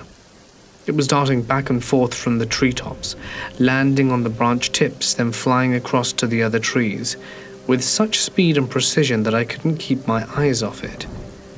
Then it started dive-bombing my face, coming so close it almost hit me, then flying back up to the top of the trees. Before long, there were more of them. They started getting closer, nearly touching me. My hair was literally being whipped around by how fast they were. My boyfriend had to run back down the trail and had apparently been screaming at me to run the entire time, but I hadn't noticed. After about 30 seconds of the attack, they all flew straight up into the sky and away into the trees. I could hear them in the distance for a bit. Then they were gone. We waited there for hours, phones out, ready to record for their return, but they never did. I've returned a handful of times then, waiting in the same spot, but they've never come back. Does anyone have any idea on what this could have been? I was camping up in Herbert, Arizona, with my brothers and my dad. I was 15 or so at the time, and we were deep in the woods, far from most other camps. Me and my brother had our own tent, while my dad had a separate one not far off. He likes to give us our privacy while we're camping, and we would usually run around a bit at night before going to bed, entering our camp to sleep at around 11. One night we were playing hide and seek when we heard a branch snap a few yards from us. We assumed it was an elk or something, since they were pretty common in our area, and we would typically go to our tent if we saw one in hopes of not agitating it. So that's what we did. I called for my youngest brother who was still hiding, and he revealed himself to be hiding behind a branch pile not super far from where the noise originated. We went to the tent, and I decided, since it was already pretty late, that we should just go to sleep. The next morning I went to check the spot for elk prints, since I found them pretty fascinating. Instead, I found large cat prints. I knew they were cat prints because they had the 4 toe pads and the large center pad, as well as no claw marks. I was honestly kind of excited. I had always wanted to see a mountain lion or bobcat in the wild, but it never happened. Knowing that I was closer to either one was very thrilling. It then occurred to me that my youngest brother was hiding, separated from us scarily close to the paw print location. It occurred to me that if that was a hungry mountain lion, and it had taken notice of my 6-year-old brother hiding alone, it may have possibly taken the chance. We stopped doing hide and seek at night to avoid these types of situations, and we actually set up a roll call system to ensure everyone was together at night. Now I know a mountain lion likely wouldn't have done anything had it seen him, but still, the risk felt very real, and I worry that had I not heard it, I could have lost my brother. One night, my best friend Joey and I were cruising Maine in our hometown Bismarck. This was last summer. We got bored around 11 p.m. and I asked if he wanted to hike up to the Indian village lookout by the river, and he said sure. So we park at the bottom of the trail and start walking. Now this hike is probably a little under a mile and is pretty steep the whole way up on a paved walking trail. He was wearing dudes and I was wearing basketball-style shoes. On the way up, he and I were making stupid jokes about the Native American ghosts trying to get us and stuff. We were trying to scare each other. Now, once you get to about 0.15 miles from the top, the rest of the hike gets even steeper, and it's surrounded by a sort of small forest area, so it's pretty dark. but I had a powerful flashlight. So we get to the top and enjoy the view of the river for a few minutes and then head back down. On the way down, we kept joking to each other that there was something behind us, and neither was falling for it. So we get halfway down and Joey says to me, "Logan, there's actually something behind us." And he sounded genuinely frightened. But I thought, yeah, right. So I shined my flashlight back for about 2 seconds because that's all I needed. And about 100 yards behind us there was a human-height black figure with its eyes illuminated by the light. We both took off at a dead sprint down the hill, and a few seconds after he said, chill out, it's just a biker." And we waited for a few seconds watching it slowly come towards us, and then he said, "That's not a biker." And we both took off running down the hill, probably a quarter of a mile to his car, and waited there for a good 15 minutes watching the trail when nothing came down. We drove up the road where you can look up the trail and saw nothing. I genuinely do not think it was a biker for a few reasons. It was a quiet night and we didn't hear anything. No bike noises, tire noises, nothing. Nobody's going to be riding their bike out at 11 p.m. and no one ever came down the trail. Like I mentioned earlier, that's a pretty steep hill, so someone isn't just going to turn around in the middle of going down it. We never saw any other people while going up or at the bottom of the hill, so it wasn't another person.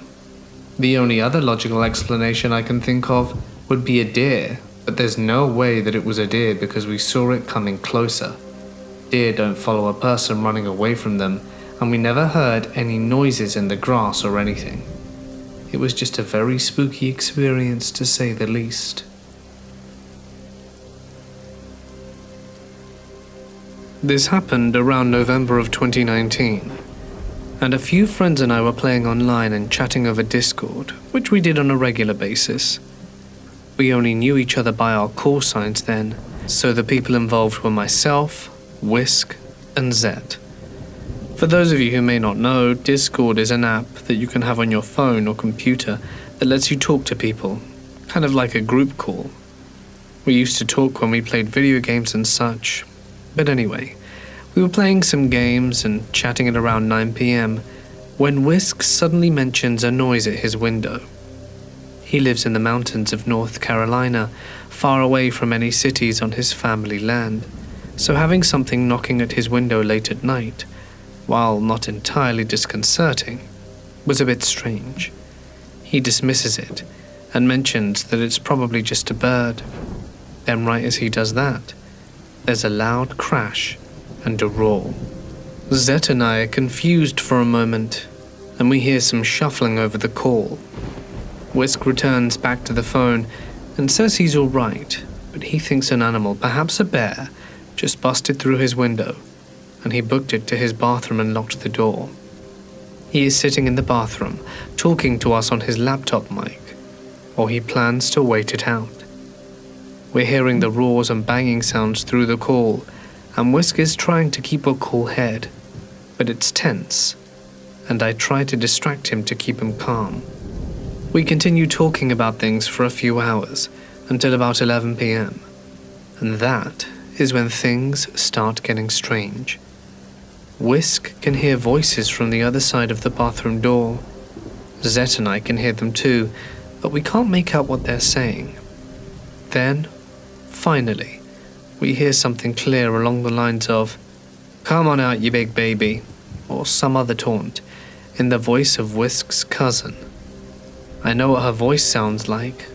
I've heard her on calls before, but she lives in a different house, and would have no reason to be there at 11 o'clock at night. There are a few other voices, and Whisk is really getting scared. I do my best to keep him calm, but my own heart is racing at this point. The voices keep shifting between the monstrous sounds of roars and the heavy thuds on the wall until midnight. Zet and I both now start hearing a deep, gravelly voice with a strange echo talking to Whisk through the door of his bathroom. It says something along the lines of, "Don't mock me," as well as, "I can't wait to taste your skin." It was talking, over and over, and I was trying to talk over it, keeping Whisk focused on me. Zet and I are both asking for his address, phone number, or anything so that we can call the police and get help. But he's scared out of his mind. This goes on for another hour or so until around 11. I didn't know what else to do, so I pick up my Bible and start reading out loud. Whisk sits and listens, and the strange voice on the other end of the call goes quiet. I read the Bible aloud until about 5 a.m, and I ask Whisk if he's alright. He says he is. Meanwhile, Zet stays quiet. Whisk informs me there's a car in the driveway, which he can see through a small fogged window in his bathroom. He flashes a light to the driver, his uncle, who always carries a hunting rifle in his vehicle. The thing is, whatever it was had gone quiet, and a few moments later we heard the sound of gunshots over the call. Whisk says he's okay, and says goodbye. We head off to bed, and I sleep like a brick, exhausted. I later learned from Whisk that he peeked under the door during the call and looked at what was in the house. He couldn't see much of it, but it sounded terrifying. Long arms, flesh, and skin hanging off the bone almost. A truly horrific sight. It trashed part of his house. We talk about it now and again, and Whisk still refuses to go into the woods or stay home alone. Honestly, I don't know what to make of this. I personally believe Whisk had a close call with something extremely dangerous, and I'm glad that there was some comfort when we stayed with him, even though we couldn't have been much help. The three of us have since become a lot closer, and we're always cautious of the things that live in the woods. My partner and I were deep in Mount Adams Wilderness area in Washington State, and there were no other camps around. We had spent the day fishing and exploring the creek around our camp, when at 2 a.m. he wakes me up and tells me to be quiet. Our little dog is growling quietly and looking in one direction. About 15 yards north of the tent, I can hear rustling and a woman's voice speaking quietly to herself, but couldn't discern any words. There's no light, just the voice and the walking noise. It goes quiet and then picks back up on the other side of the tent, which is even deeper in the woods, and it fades off into the dense forest. My partner had literally grabbed his gun and was getting ready to confront them, but since it seemed to have moved on, nothing came of it. I cannot stress enough how deep these woods were. We had explored the day before, and I had scratches from twigs and branches. It was so dense. The fact that there was someone alone wandering around talking to themselves in the middle of the night without a light or camp is so freaky, and I still get chills whenever I think about it.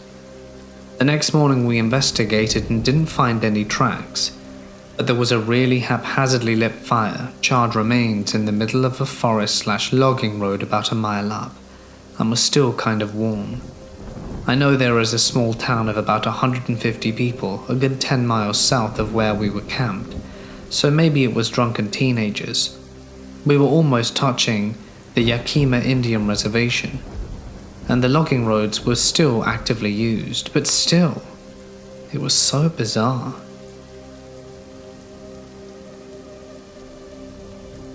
We live in the woods bordering a massive park system in Alberta. We have bears, lynx, moose, wolves, and cougars.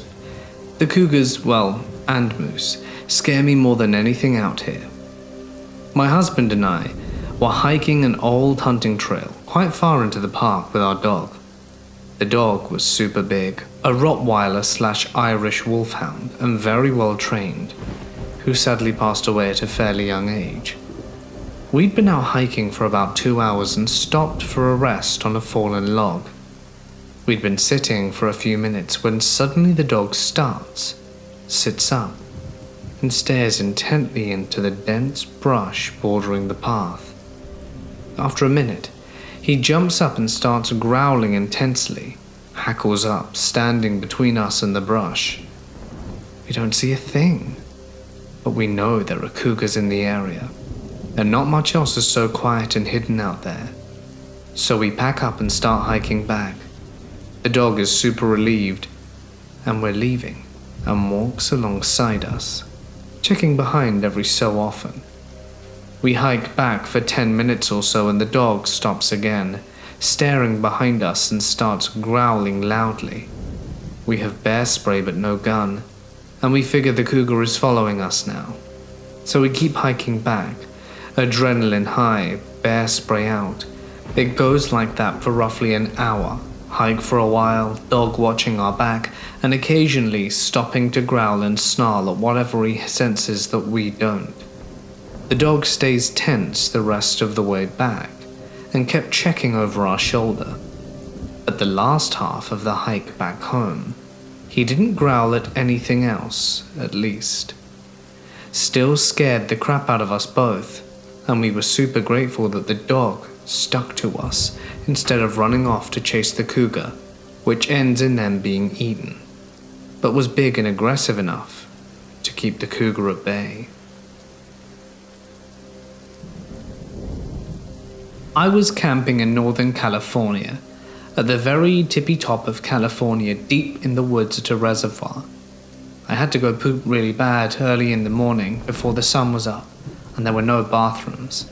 So I walked down a trail and found a little spot isolated away from the trail next to a blackberry bush and an outcrop of water from the reservoir. I heard some crashing in the tree line, and it just started to become slightly light out. I peeked over the blackberry bush, and not 40 feet away from me was a huge bear around 500 pounds. I tried to sneak away, but as I stepped back, and I kid you not, I stepped on a twig that snapped. This bear and I both instantly turned our heads towards one another and lock eyes. I attempted to make myself look big and make noise, but the bear didn't budge. In fact, he started to walk towards me. So many things were racing through my mind. The number one being, there's no way I'm curling up into a ball and allowing this monstrosity of a giant bear to mess with me. So I crouched down as low as I could behind the blackberry bush so he couldn't see me, and started running as fast as I could while crouched and squatting down.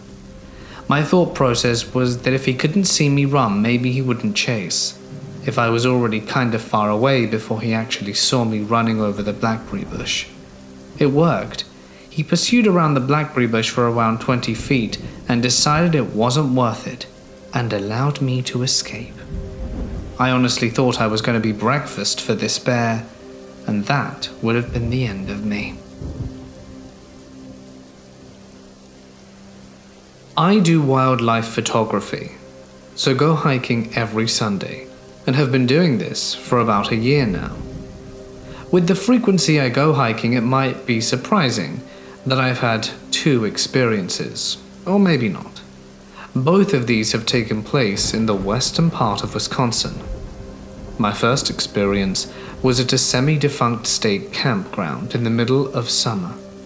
I say semi-defunct because there was a newer gravel parking lot by the gravel road, and a gated off-road leading deeper into what used to be a paved parking lot and paved RV and campsites. It's about a mile from the gravel parked lot to the paved lot, and this walk goes just fine. The road continues past the paved lot for about a mile, then splits into almost non-existent trails. It was after I got past the paved lot that things started to get strange. I started to get a weird feeling that was hard to describe. It just felt like wrong.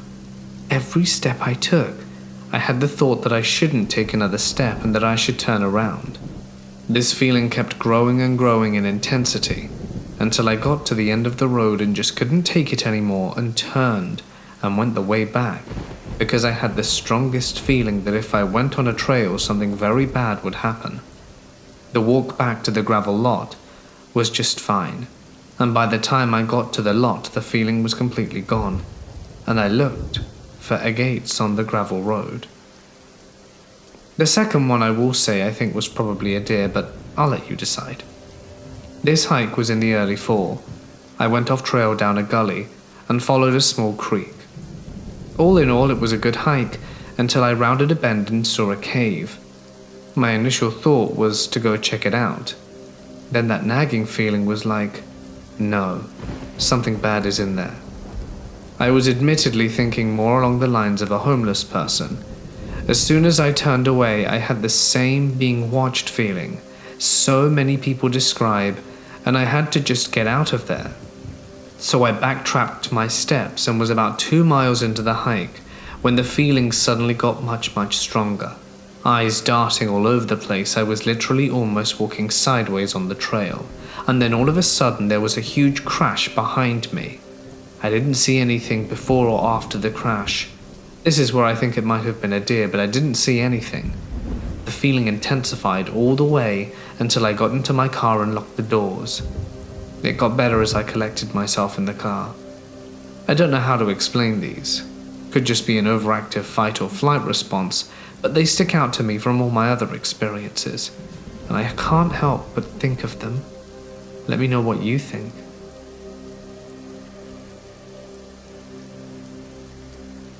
Back in high school, the only place to be alone was a spot my boyfriend and I scoped out in the middle of the woods. It required driving out to a pretty remote area via long dirt roads many miles from town, opening a very heavy gate and then driving a few miles on a narrow one-lane dirt road to a dead-end clearing by the lake. Then you could park and neck, as the kids say. A lot of the other teens knew about it, but the spot and path could only be used by one car at a time. One night we drove out, opened the fence, drove past our spot, and I remember that there was no moon that night, so the only illumination was our headlights. We park and start to do our thing, when I start to get a really strange feeling. I told him I was feeling weird, and he agreed that it was a little extra creepy without the moon. So we turned the car back on and drove back out the way we came. We did not come across any other cars or see any other vehicles. On the way back, we were driving slowly in silence, with just our headlights lighting up the trees, when on the right side of the road I saw a figure dressed entirely in white. He was just standing there with no flashlight, standing on the side of the road. He could have touched the car as we went by. That's how close I spotted him. Convinced I was just crazy, I said nothing. But when we got back to the fence, it was closed and latched. Someone had closed it behind us. Whoever it was had to have been on foot, because there was no car and no one on the dirt lane road. On foot, in the middle of the woods, with no light. My poor high school boyfriend just about crapped himself, but bravely got out, flung the fence open, got back in the car trembling, and we got back to his parents' house, and I finally blurted out that I saw a man on the side of the road. He blanched out saying, and he was wearing all white robes, right? He said he saw him too. He agreed that if the man had a flashlight or any kind of light source, he would have seen it a mile away, down the straight dirt path. He said he saw the man watching us in the rearview mirror as we drove away. Just standing, watching. Neither of us could figure out what happened that night. We've been there a dozen times, and nothing like that has ever happened again. We'd been out there a dozen times and nothing ever happened. But we've never been back, nor spoke of it again. Last summer, me and my brother took a walk through the woods at Silver Falls State Park in Oregon. The forests were beautiful and cool, so we figured why not, and took a path into the trees. We were pretty far down the path when it happened. Our cabins were far out of view and out of earshot, and we had just turned a corner and began going up the side of a cliff when my brother froze. I asked him what was wrong, and he was near tears when he told me he wanted to go back. We jogged back to the cabins and he told me he saw a black streak that was in the shape of a human, with a long nose, bald head and skinny limbs, dashing silently through the trees. I've never seen my brother in this state. He was crying and shaking. I've been thinking about it. Could it have been a cryptid? Maybe whatever it was, if it wasn't just my brother's imagination. It's what snatches people up in the blink of an eye in missing 411 cases. I want to add that it was definitely no jogger or fellow camper. I spoke to my brother again and he described it in the same way.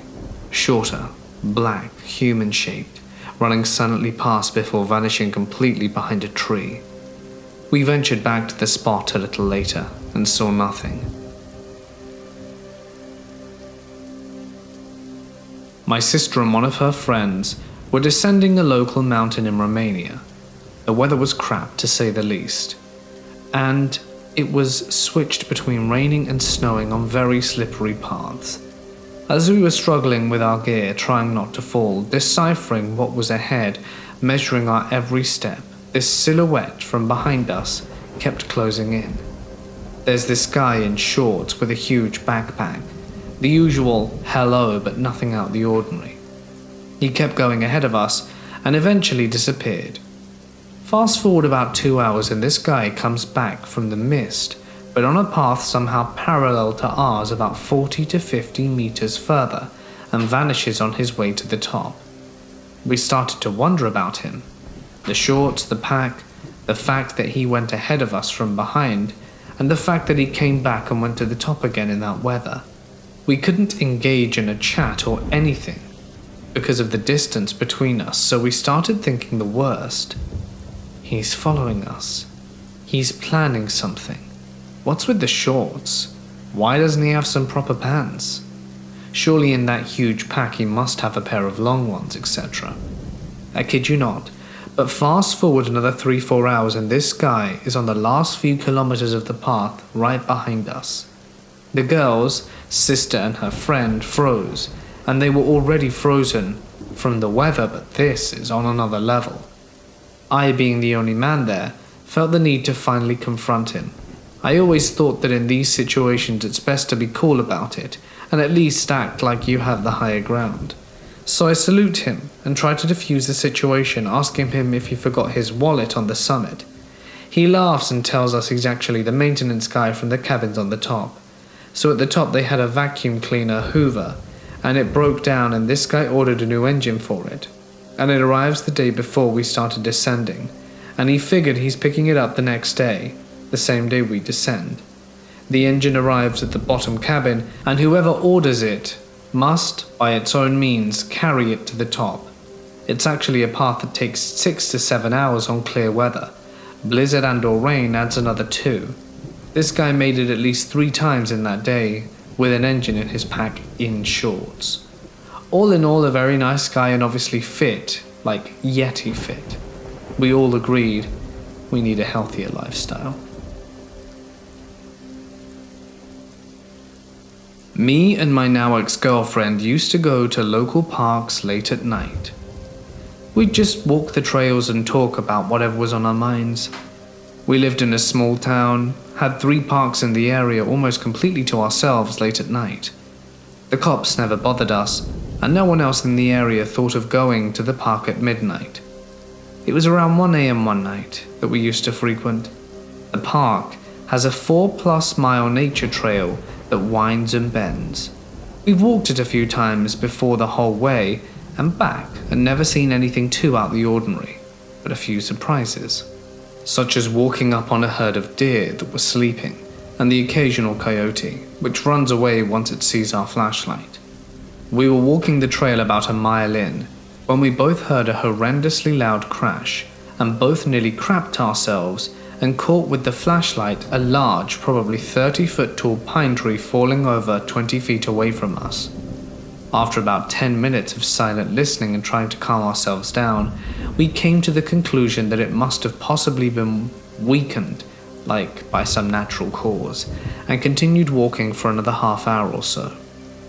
We started talking about other things, almost forgetting that the tree fell, when another tree, this time an oak, about 40 feet tall, fell right next to us. This one was easily 10 feet from us, and we noped out of there and both ran for our lives back to my truck. If you've ever heard a tree fall fully intact, it's an awfully eerie sound. the ripping and groaning of the roots being pulled from the earth, followed by the deep, concussive thump of the tree hitting the ground. All this happening in the middle of the night, by the light of an old flashlight within a few seconds. For the record, there wasn't any wind that night, and from what I could record the ground was not wet or anything like that.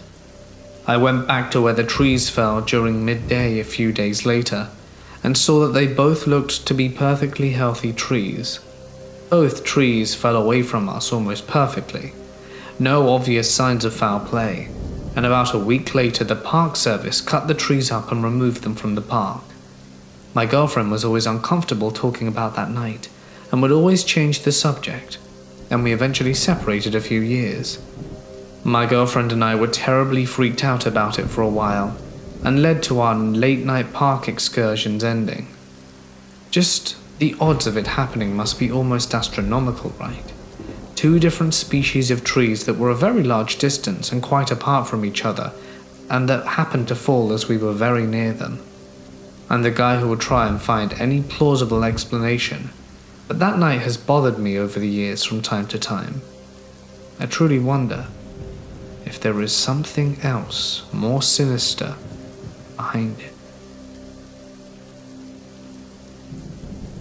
It was 2016.